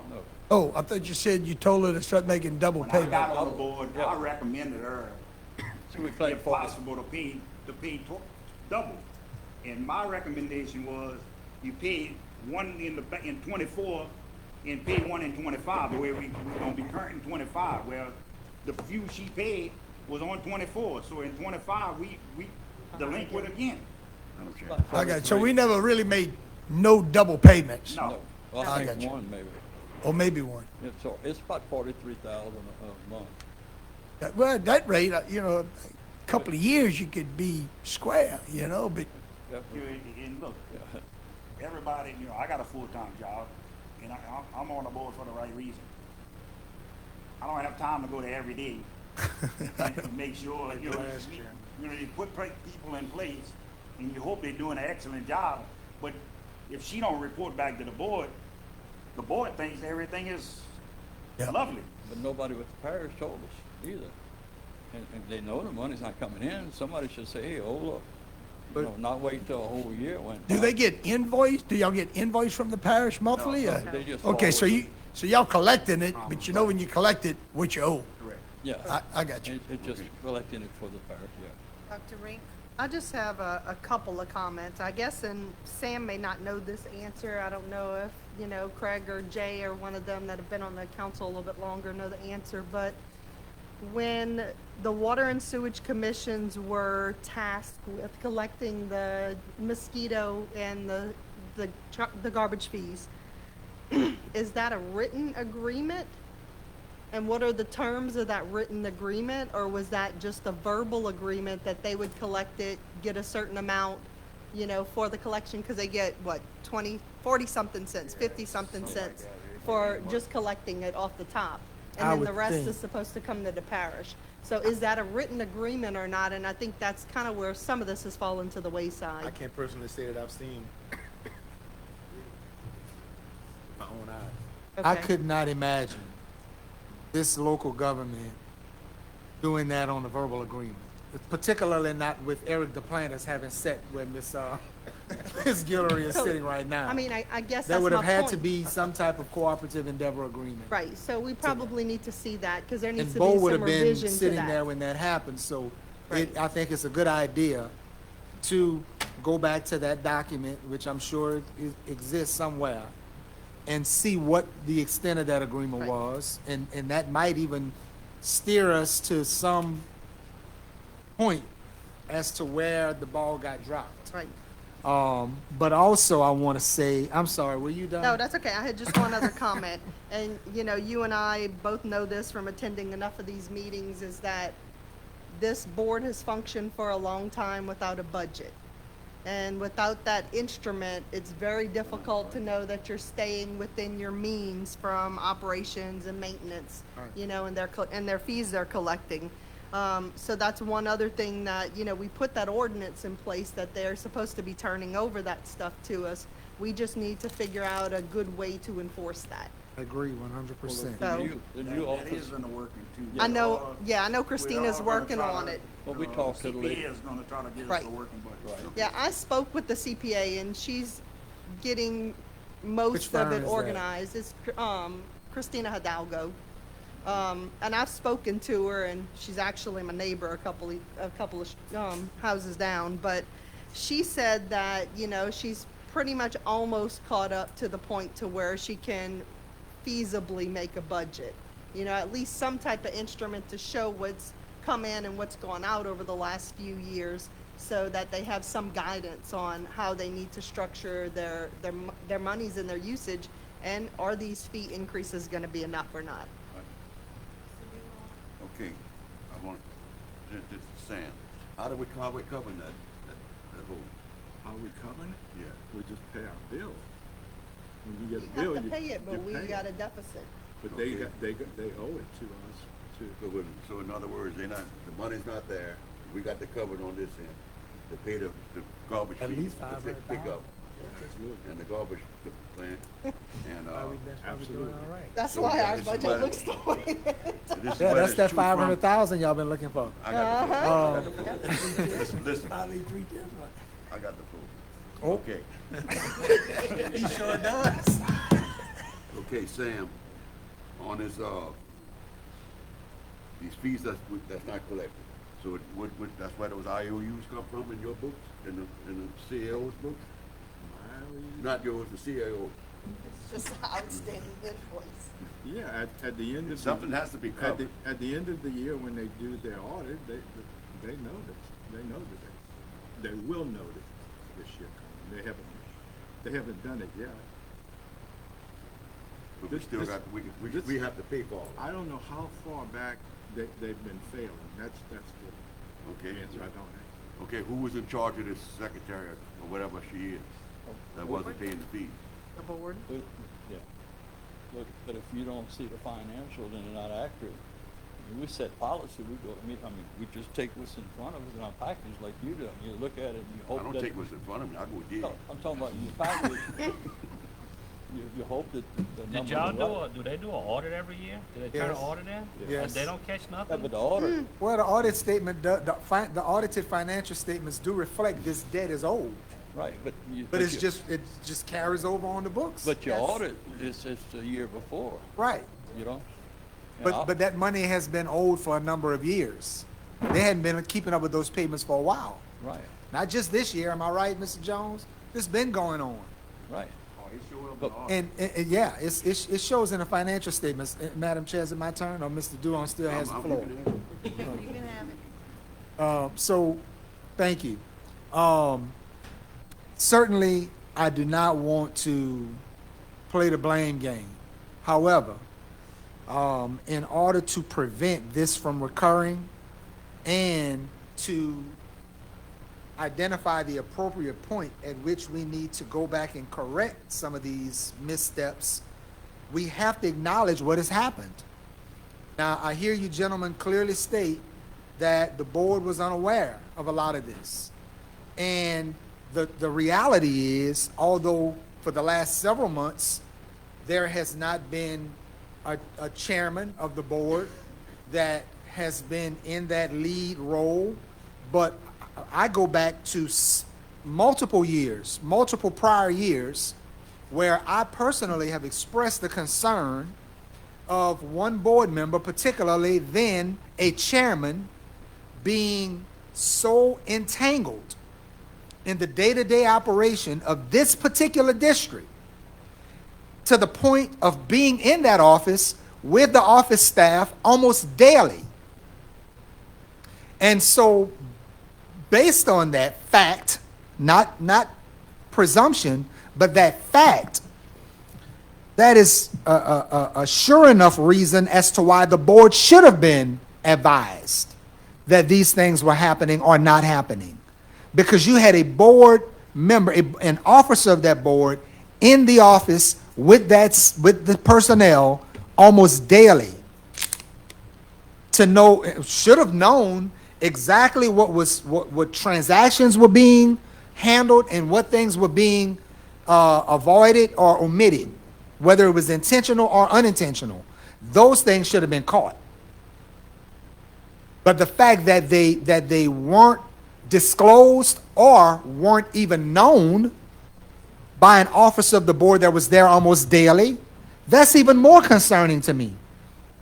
Particularly in the interest that we have an item on the agenda again tonight, after having been tabled numerous times, to appoint members or consider reappointing commissioners to this board that, to some extent, might be derelict of duty.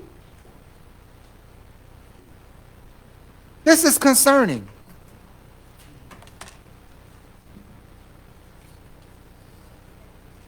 Thank you. Thank you for what you're guys. attempting to do. Okay, item 9, report from personnel, Mr. Paul Gouvernail, our CAO. Did Wait, y'all- I had one more. Fill in. We didn't even talk Thank you, about Madam Chair. legal. You know, I wanted to Matters also that- speak that are again on the hospital, the Old Franklin Foundation, as far as the timeline goes. So we're actually working with the developers to finalize their pilot agreement with them. We should anticipate that being done, and then we'll close on the property at the end of February. Construction will start in March. There will be a ceremony where there will be a groundbreaking ceremony, so to speak, that the council will be notified to attend. Pictures with hard hats and shovels and all.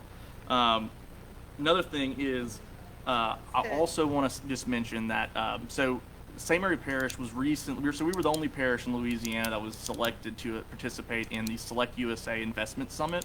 That is it's the largest economic development, conference in the country. And they created a new rural designation in Louisiana. Out of the entire country, I believe 36 applicants were selected. St. Mary was the only one from Louisiana chosen to participate in this summit with over 500 corporations and investment providers, so to speak, to attract new investment into the United States. So this will happen in Washington, D.C. in May. So it's very exciting that we got this designation to be able to participate in this. Lastly, or not lastly, but two other things. I know I've mentioned the Magnet Defense acquisition of Metal Shark. So I've had active conversations with the CEO, kind of see what the project's going to look like with that. I will hopefully have news to share by the next meeting. But I will say we're on the final track for another project on the east end of the parish that will result in 285 new jobs to be created. And I'll have a final estimate on capital investment, again, hopefully by next meeting. But honestly, last year and this year is turning to be a very positive year for St. Mary Parish. We're seeing a unique attraction of new investment coming to the parish, but also, my meetings with our existing industries, just about all of our major employers are planning a significant expansion projects that will not only result in job creation, but also result in just a larger tax base. I've had multiple conversations with the parish president on housing development. Landowners are actually coming to the table. We're having very productive conversations. We have finished a preliminary plat map, so to speak, to do a planned development. We are still in the process of kind of ironing out those details to see potential designs for units. I will say that the parish president's particular interest has been increasing utility infrastructure to service these new developments. The biggest thing is, as we get new developments coming in, if we don't have the water, sewer, electrical capacity to service them, well, then we will miss out on greater investment opportunities. But no, I mean, that's essentially just the highlight reel, so to speak, but hopefully by the next meeting I'll be able to have a lot more in-depth information to share.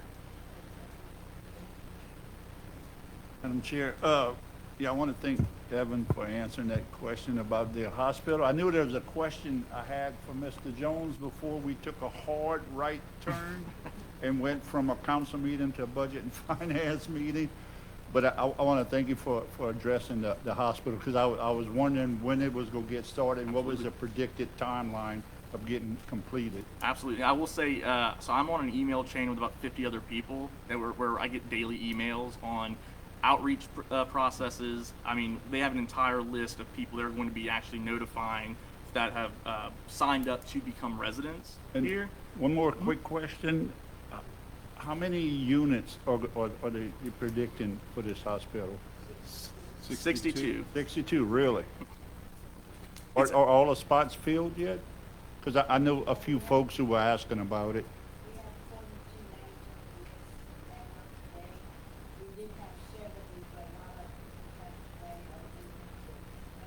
And this is going to be income-based? No?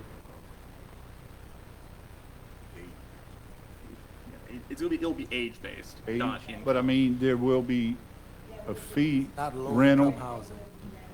Yeah. A lot of those folks would be retired. They'll have money. They're on fixed income. Yeah, but that's what I'm But talking it's about. The not people who's low-income asking housing. me, they're on fixed Yeah, income. it's They don't not- have much but money. There's a difference between fixed income and for elderly citizens or senior citizens and low income housing. There's a total difference. Yeah. So when they ask you that, tell them no, because that's not what it is.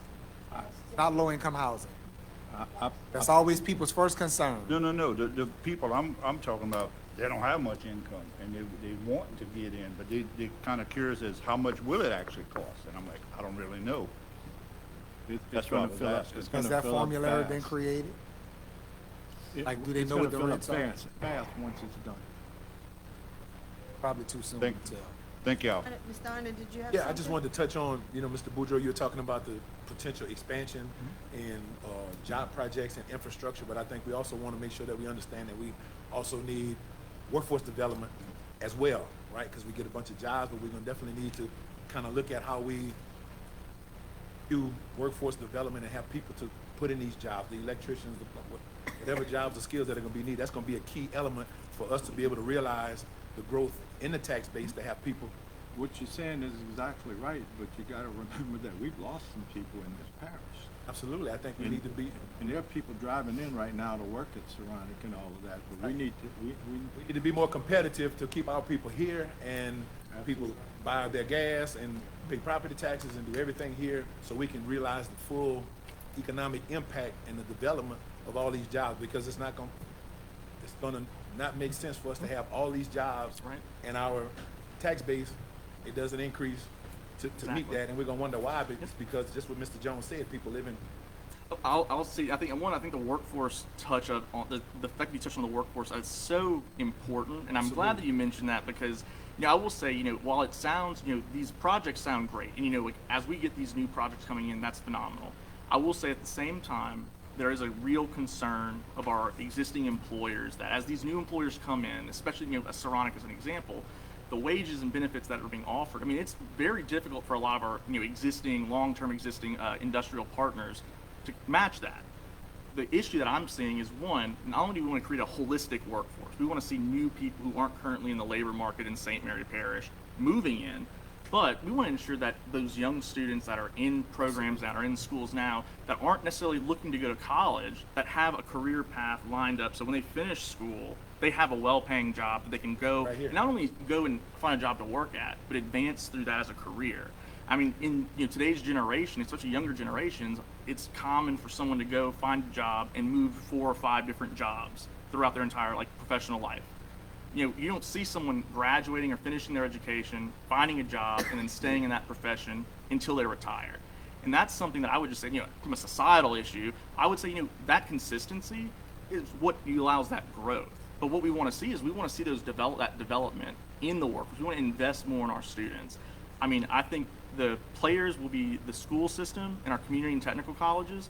Those are going to be the most valuable partners in the upcoming years because without that strong foundation, we won't have a labor pipeline. And that's what we want to create here, is essentially an entire pipeline where an employer who wants to come, grow, and expand, they don't have to worry about finding well-trained, well-qualified employees. We can plug them directly into our education system with our leaders and develop specific programs for these employers to have that skilled training. That would just make us much more attractive hands if we down. can have an employer to come in and say, hey, we have all the pieces connected, and they can generate the workforce that's needed and specific skills that are needed. I mean, if you look at the parishes in Louisiana that have seen robust economic growth, I will say, the incentives aren't what's attracting them there. It's the labor force. It's the skills that are being developed and being enhanced there. And I think even more so is looking at our, the working age residents of St. Mary who aren't necessarily, at that age to retire, but they're still able to have a job, still able to work, but need those skill enhancements. I would say even looking at those non-traditional students, how can we get those individuals to be upskilled to find those well-paying jobs that provide strong benefits that allow them to care for their families and provide just a much better quality of life overall. Absolutely. And we recognize that we need to build more houses, and that in the coming months, we're gonna have more announcements to make. Getting in the right direction. Great job. Absolutely. I will say St. Mary's trajectory is on a complete rebound. I mean, I will say, just in my conversations with the state, the surprise and expectation of St. Mary Parish for the years to come is definitely exceeding what a lot of people were previously thinking. And we have to be competitive, Oh, and we have to absolutely. capitalize Absolutely. on the moment. And we can't have the take for moment. granted just the Guys, wins that we've gotten. we need to move on, I'm Okay, sorry. thank you. Yeah, we need to move on, thanks. Because we could talk about this all night. Right, So, right. okay, Mr. Paul is attending a conference, him and Miss Desiree, so I don't know, we didn't have anything, I talked to him, and he was good with that. 10, report of council meetings. Item 11, report of meetings other than council meetings. Reverend Matthews? Yes, ma'am. Thank you, Madam Chair. Just briefly, I want to make mention that the Association of Community Action Partnerships met in its annual conference in Lafayette on this week, Sunday through today. That conference ended at noon today. And that is the association that represents all 42 community action agencies across the state of Louisiana, including St. Mary Community Action Agency. And the conference was attended by about 200 participants from those various agencies. as well as the Louisiana Works Office, formerly known as Louisiana Workforce Commission, which is also a vital part of this economic boom that we're talking about, and being able to prepare an adequate workforce, particularly with a focus on young adults. So that was a meaningful part of the discussions that were held over the last 72 hours. So let's not forget to ensure that we're making the linkages between not only the community colleges and local universities, but the workforce development boards, particularly for this region that includes St. Mary Parish's Workforce Development Board 40, which is an 8-parish board, of which St. Mary is one of those parishes. Ms. Brenda Folkard is the executive director of that group. But my point of mentioning this also is to just acknowledge that the former CEO of St. Mary Community Action Agency, Ms. Zalmitra Franklin, as we're all aware, retired December 31st, 2025, after 58 years of uninterrupted service in the Community Action Partnership arena. And at this conference, the board of directors for the association nominated Ms. Franklin to be entered into the National Community Action Foundation Hall of Fame. And we were notified on last night that the national office accepted her nomination, and she has been inducted into the National Community Action Foundation Hall of Fame as an outstanding community action professional in the United States of America, which deserves a round of applause.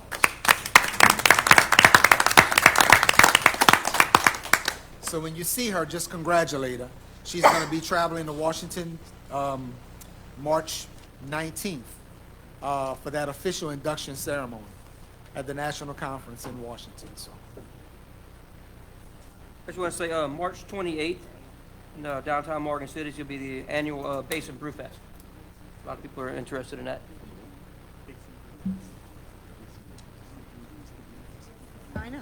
Also, on February the 28th at Patterson High School, the 100 Black Men of St. Mary will have its annual Quiz Bowl, and the winning is open to all schools in St. Mary. Doesn't matter if you're public, private, or charter school, and the winning team will get a $1,000 scholarship.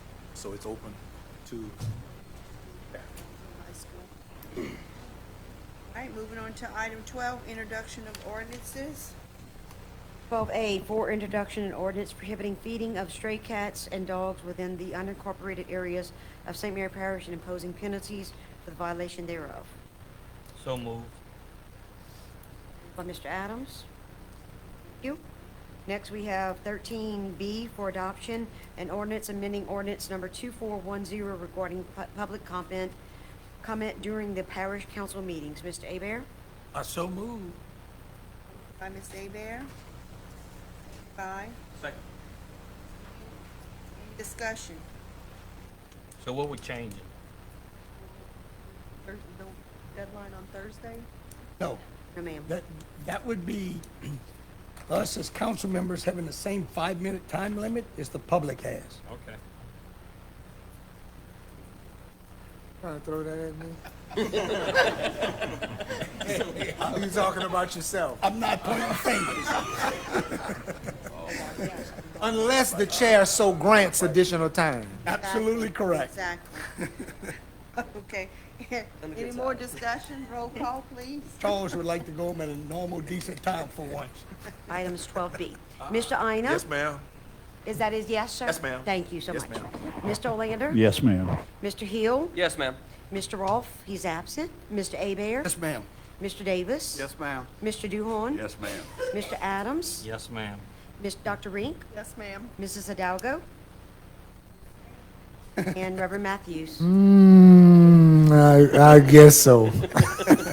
I hope y'all know what y'all signing up for. 10 yeas and 1 absent. I don't know, I might need to abstain from that. If I abstain, does it grant me additional time? Well, it does say the chairperson can allow you additional time.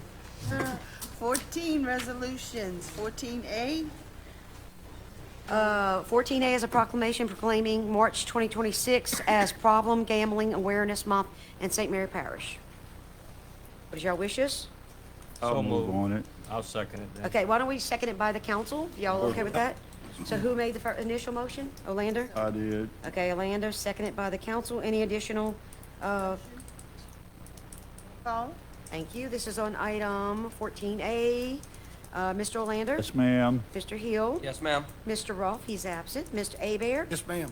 Mr. Davis? Yes, ma'am. Mr. Duhon? Yes, ma'am. Mr. Adams? Yes, ma'am. Dr. Rink? Yes, ma'am. Mrs. Hidalgo?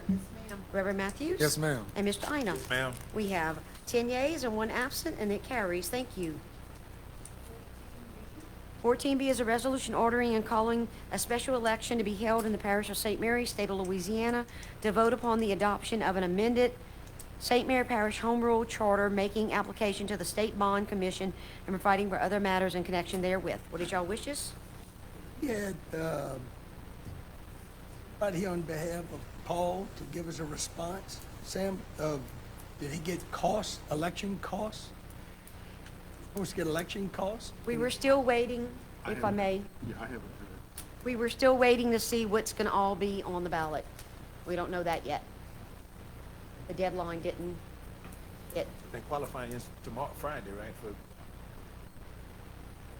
Yeah, I'm That'd not be the- positive about that one, but They do have something already on the ballot, Mr. right? Akers already said they thought there was a few other things on the ballot, but we didn't get any Date are we talking? updated totals or nothing. Is that July or? It's gonna be June. Mm-hmm. That is the runoff for the May 11th election. And I think they have a lot of party affiliation stuff Well, going I on take there. that back. Let me see, wait, Don't we oh, need yeah, a that's our motion meeting. and a No, it's second? gonna be at the June 27th meeting, election. Excuse me.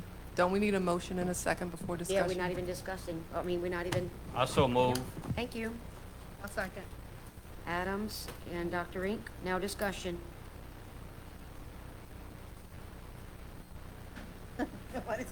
Well, I mean, Okay, it's gonna be on the June 27th meeting. meeting or I ballot? mean, election ballot, yes, election ballot. June 27th? Do you know that's gonna be a federal election? It is called, I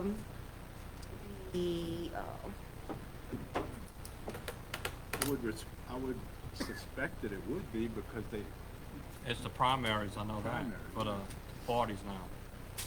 I know Paul was gonna get some cost projection. Democratic and Republican primaries.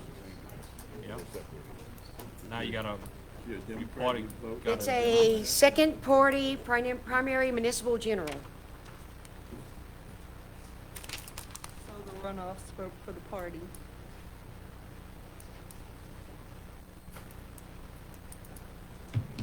Reverend Matthews? Since we're asking the same questions over and over, let me ask one. No matter what, we have to keep going.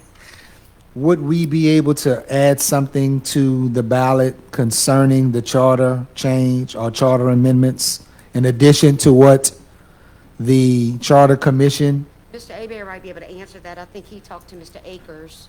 I don't know if he's gonna make any deadlines. Mr. Akers just told me in order for something to make the deadline, it would have to be on the next agenda, and then you would have to ask for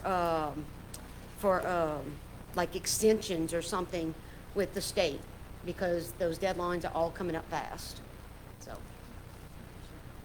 So if we put stuff on the next agenda reasonably, even if we didn't apply for an extension, what would be the next election, this November 3rd? I mean, I know That's that the was only other, Patrick's question. that's the only other, election date that they have.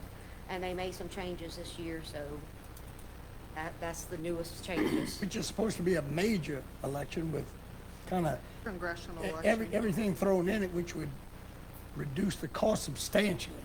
Also have to realize that when y'all made the charter commission, it said that you would move it on to the next ballot as soon as possible.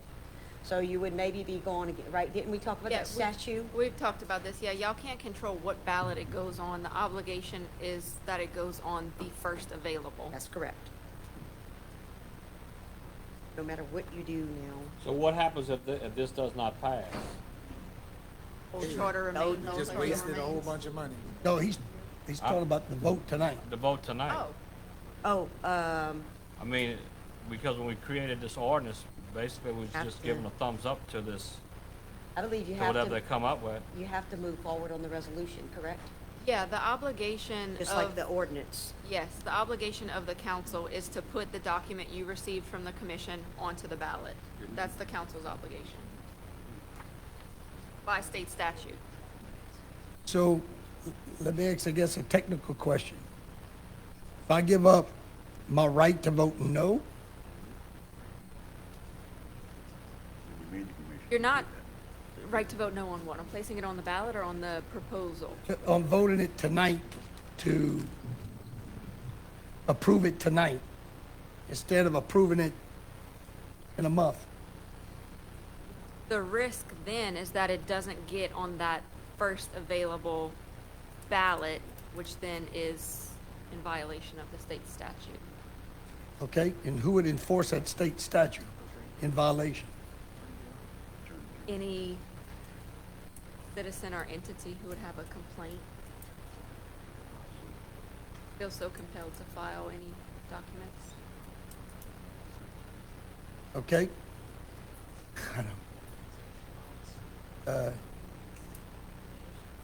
I'm at- I probably can't coming speak to to say. that. Is there a That's up to penalty the or a court. fine from the state? I'm sure I that, can't speak to that. That's up to a finding. I mean, I guess the way I see it, if we could put it on a, and I realize we'd be in violation, if we would be in violation, you talk about a substantial amount of money. I mean, we're already dealing with an issue with funding different projects and events. In this, you know, I was told from what Jason Akers had told Paul, depending on how it goes, it could be as high as $80,000 for this election that is correct. versus a November election that would be 14,000, 20,000. That's substantial. That's substantial to me. I would almost, I don't know, I don't want to say I want to vote in violation, but we would have $60,000 to defend anybody who's upset about it. Y'all, but you have to realize, y'all created this commission, you knew what the rules were, so you have to follow the rules per the statute. Now, I don't know what the outcome's gonna be if you don't do it. Madam Chair, I'd like to call for the question because I don't want to risk Thank you. anybody having discussion that could be used against them or held Okay, we against have a, them. call at for the some point in question. Do I time. have a So second? I'd like to call for the question just for, I have a call for the question. Do I have a second? Second. Okay, Mr. Adams, okay. Do I have to do a roll call? Can I just do all in favor? Okay, call for the question. All in favor? Aye. Any opposed? Motion carries. Now we'll take a vote on 14B. Mr. Hill, Yes, ma'am. Mr. Rolfe, he's absent. Mr. Hebert, No, ma'am. Mr. Davis, Yes, ma'am. Mr. Duhon, Yes, ma'am. Mr. Adams. Yes, ma'am. Dr. Rink, Yes, ma'am. Mrs. Hidalgo, Ma'am. Reverend Matthews. I'm sorry? Oh, thank you, sir. Mr. Ina yes, ma'am. and Mr. Olander. Yes, ma'am. Okay, we have 9 yeas, 1 nay, and 1 absent, and it passes. Okay, 15, old business, 15A, referred from November 12, 2025, council meeting appointments to the following boards and commissions. Oh, no, that's fine. Take it. Consolidated Gravity Drainage District Number 2, Amelia, we have 5 vacancies. Madam Chair, Oh, I'd like to move forward with Ben Swain, I'll fix it. Nelda Durrell, I second. and Paul Ratma. We have a I guess motion we by know where Mr. Mark Davis, going. second by Mr. Duhon. Any discussion? I just want to make a quick correction, and Lisa will correct it on the official minutes. That's Morgan City, not Amelia. Drainage District 2 is Morgan City, Syracusaville. Same thing. I'm joking. Technically, yes. All in favor? Aye. Any opposed? Motion carries. Item 15B, referred from January 28th, 2026 council meeting appointments to the following boards and commissions. Fire Protection District Number 1, Sycamore Point, there's 2 vacancies. As Kimberly Simon Simon, present member. Madam Chair, I'd like to move on Kim Seymour. Have a motion by Mr. Olander. Second. Second by Mr. Hill. Any discussion? All in favor? Aye. Any opposed? Motion carries.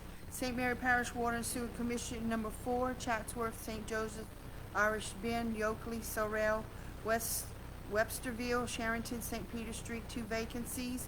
We have Willie Scott, a present member, Camille Punch, Harry Ray Ponteef, Carla Stewart Davis, Anthony Darden, Herbert Bell, and Marie Cole. Okay, I'd like to move on Ms. Carla Stewart Davis. I'll to fill one second. of those vacancies. Carla Stewart Davis. We have a motion by Mr. Ina, second by Dr. Rink. Discussion? All in favor? Aye. Any opposed? Motion carries. And I'd like to table the other vacancy to next meeting. We have a table by Dr. Rink. Do we have a second? By Mr. Ina. Oh, I'm sorry, Mr. Ina. Okay. All in favor? Aye. Any opposed? Motion carries. Item 15C, referred January 28, 2026 council meeting, discussion and action related to election fee enforcement at the boat landings regarding ordinance number 2355. Mr. Hebert? Yes, ma'am. Thank you very much. I tabled this last meeting because our time restraint. We're in the same spot again, but we're going to talk about it real quick and get this behind us. I've been getting a lot of calls from our professional fishermen who are playing by the rules. What I mean by that is they go get their permits, and they put their permits on their truck, and they pull in the boat landing, they launch their boat, and they're doing it legally and correctly. And I've been approached by a few of them that there's a lot of vehicles that are going there and not buying the permit, and they use the excuse, well, the machine's not fixed or it's not working. And I've called Paul numerous times, and Paul has made it clear to me that those machines get checked very, very regularly, and that they would never, nobody would be in violation if they went to the boat landing and the machine was broke and they didn't put a ticket on their dashboard. The problem we having is so many other fishermen and people going out there who are not getting the permit. When the honest fishermen are saying, why you don't have your permit, they've been told, what difference does it make? Nothing's getting enforced out here. You can do whatever you want to do. Nobody's doing anything about it. And I've heard enough of it. I've talked to the sheriff about this. The sheriff has no problem enforcing this. He said that they would definitely, in our ordinance, it says, and again, the ordinance was kind of old, that the person residing at the boat landing would take care of this. We don't have that no more. They used to have a little trail or whatever, and somebody lived there, and they would go every day and check and, enforce that, hey, if you parked here, where's your permit? That's not being done. I think we need to enforce it. Our sheriff is willing to do it. I don't see any reason why anybody ought to be able to park there for free. I mean, we charge $2. The fishermen can buy their annual pass, and the vast majority do it. They do it. They're very good, honest people, and they want to do the right thing. The issue becomes whenever something is wrong, we say, well, we don't have the money to fix it. And their argument is, but you're not enforcing people to pay it, to collect the money to do this stuff. We used to have a board that took care of this. It got abolished in 2016, and I was approached by one of the members who used to serve on that board. He moved away in 2016, and after he did, they abolished that board. But he would be willing, if we put the board back together, that he would be willing to head that up and get 4 additional people to serve on that board to oversee that. And it's my understanding they would do that at free of charge because they use these boat landings frequently. And they see it quite often that people are parking there and not paying. The issue we've been having is enforcement. And that's been a big problem. You know, our organization is supposed to do it, but it has no repercussion if you don't. Going back to what's her name, Miss Janet Oquan, how she was talking about you have to have some meat in your ordinance. That's what we lacking in this particular ordinance. To have some meat in it, so when somebody's not there, when they get a ticket, that's enforced. And I truly believe, as soon as the word gets out, if you park there for free and you get your ticket, everybody's gonna start getting their tickets or getting their, paying their $2 to be able to park. The sheriff has agreed to enforce this, and so I just want to get y'all consensus on what y'all think. We may have to. Well, if we gotta change, let her look into it and put it on the next Yeah, agenda. well, Paul didn't know if we needed to or not because we do have an ordinance in place. And if you're breaking the law, from what the sheriff said, was he doesn't see why he couldn't enforce it. Well, let legal check it if they can, let it happen. And so, I just wanted to get the consensus of the council before we say, hey, let's move full steam ahead, on this. Excuse me, that's some of my biggest complaints is about that, the grass, the garbage, whatever, that all goes back around to the money. That's right. And every week I'm getting 2-3 calls, something. It may be about the one in Berwick, but still, Well, and my argument's always, well, we don't have the money to do it. And their argument is, sure, because you're not charging, you're not enforcing people to pay the No, it's money. just $2. They say I pay my $2, why didn't grass cut? Yeah. Orlando? Yes, I called 5 minutes on Mr. Hebert. I think I ought to set more point, they do check on weekends. We have, the sheriff's department is out there and they have, so it is being done out there. And it's a parking ticket. A permit is when you buy a permit for the year. And I know I've Yeah. told y'all this before, I have a commercial fisherman across the street from me, and he hasn't paid his permit because he got his ticket. He's been having it on his dashboard for 2 years now. Same ticket? And same ticket, and they have not checked him. So I've told y'all this before, that there's no enforcement, and he said he wasn't paying his ticket until he got a ticket. Yep. So it's happening. It's not, they're not, they're definitely not paying it. Madam Chair. Thank you. Yes, Mr. Duhorn. The problem I got, I was called by one of man in Morgan City about people complaining at the boat ramp in Amelia. All the tires and the trash outside the dumpster. I picked it up several times with tractors, front end loaders myself. I have a neighbor of mine, I bought him a weed eater, and he goes, a motorized weed eater, he helps clean that up. That's just a friend of mine, just trying to help the community.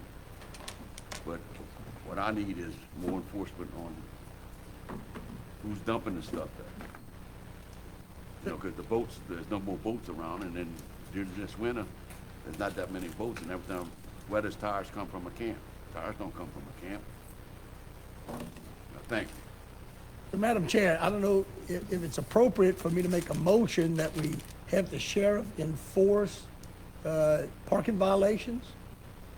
Can we do that?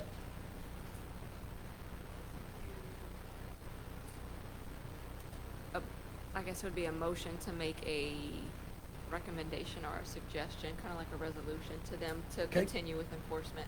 Okay. We're gonna definitely have to go back and look at 2153 to see what the enforcement is, and then this is 2355. Did he say anything about paying?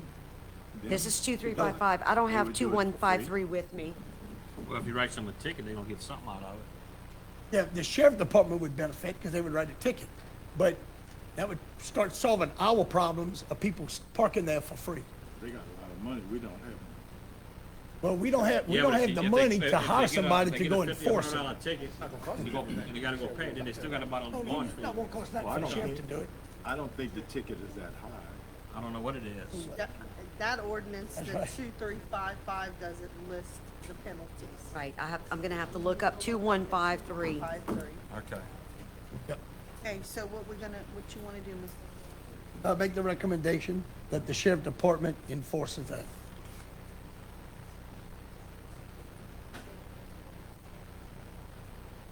Wanna do that in the form of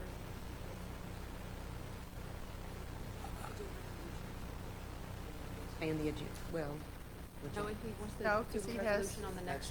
Do Oh, do the we need next a one would be resolution or good. just a recommendation with a second and approval? I don't know, I It think says we need to, discussion and action. we need to Correct. try to, find out what we already have on the books before we, you wanna try to pull up 2153, Ms. Morgan? Before we start making recommendations and we don't even know what we have on the books yet. Do it generally to enforce what's. Correct. And the recommendation is the sheriff department enforce illegal parking. Absolutely. Absolutely. Just need a second. I second that. Are you saying he should do that job anyway? Okay. Are you saying he should do that job anyway? No, Need them to that's not their repeat the job to do motion. that. They're gonna do us a favor and do Can y'all that. please repeat the motion for the books, please, for the record? The motion is for this council to make a recommendation to the sheriff's department to enforce our current ordinance as it reads, as far as enforcements, ticketing, whatever it may be. Correct.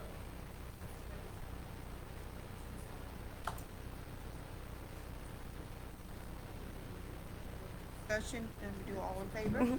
All in favor? Aye. Any opposed? Motion carries. Item 16, new business. Informational. B is informational. Appointments to the 16th Judicial District Children and Youth Planning Board for the Parish of St. Mary. The Education Representative, Ms. Rachel C. Sanders, present member, and then Criminal Justice Representative Anthony J. Salimi Jr., Judge, I'm so sorry. And I just need a motion and a second to appoint these two people. Motion? Second. Second by Mr. Hebert. Any discussion? All in favor? Any Aye. opposed? Motion carries. Draw item D, Madam Item Chair. D, withdraw. Yes, ma'am. Okay, Madam Mr. Chair, if there's no further business, I move that we adjourn. Second. Have a motion by Mr. Orlando, second by Mr. Hill. Any discussion? All in favor? Any opposed? Motion carries.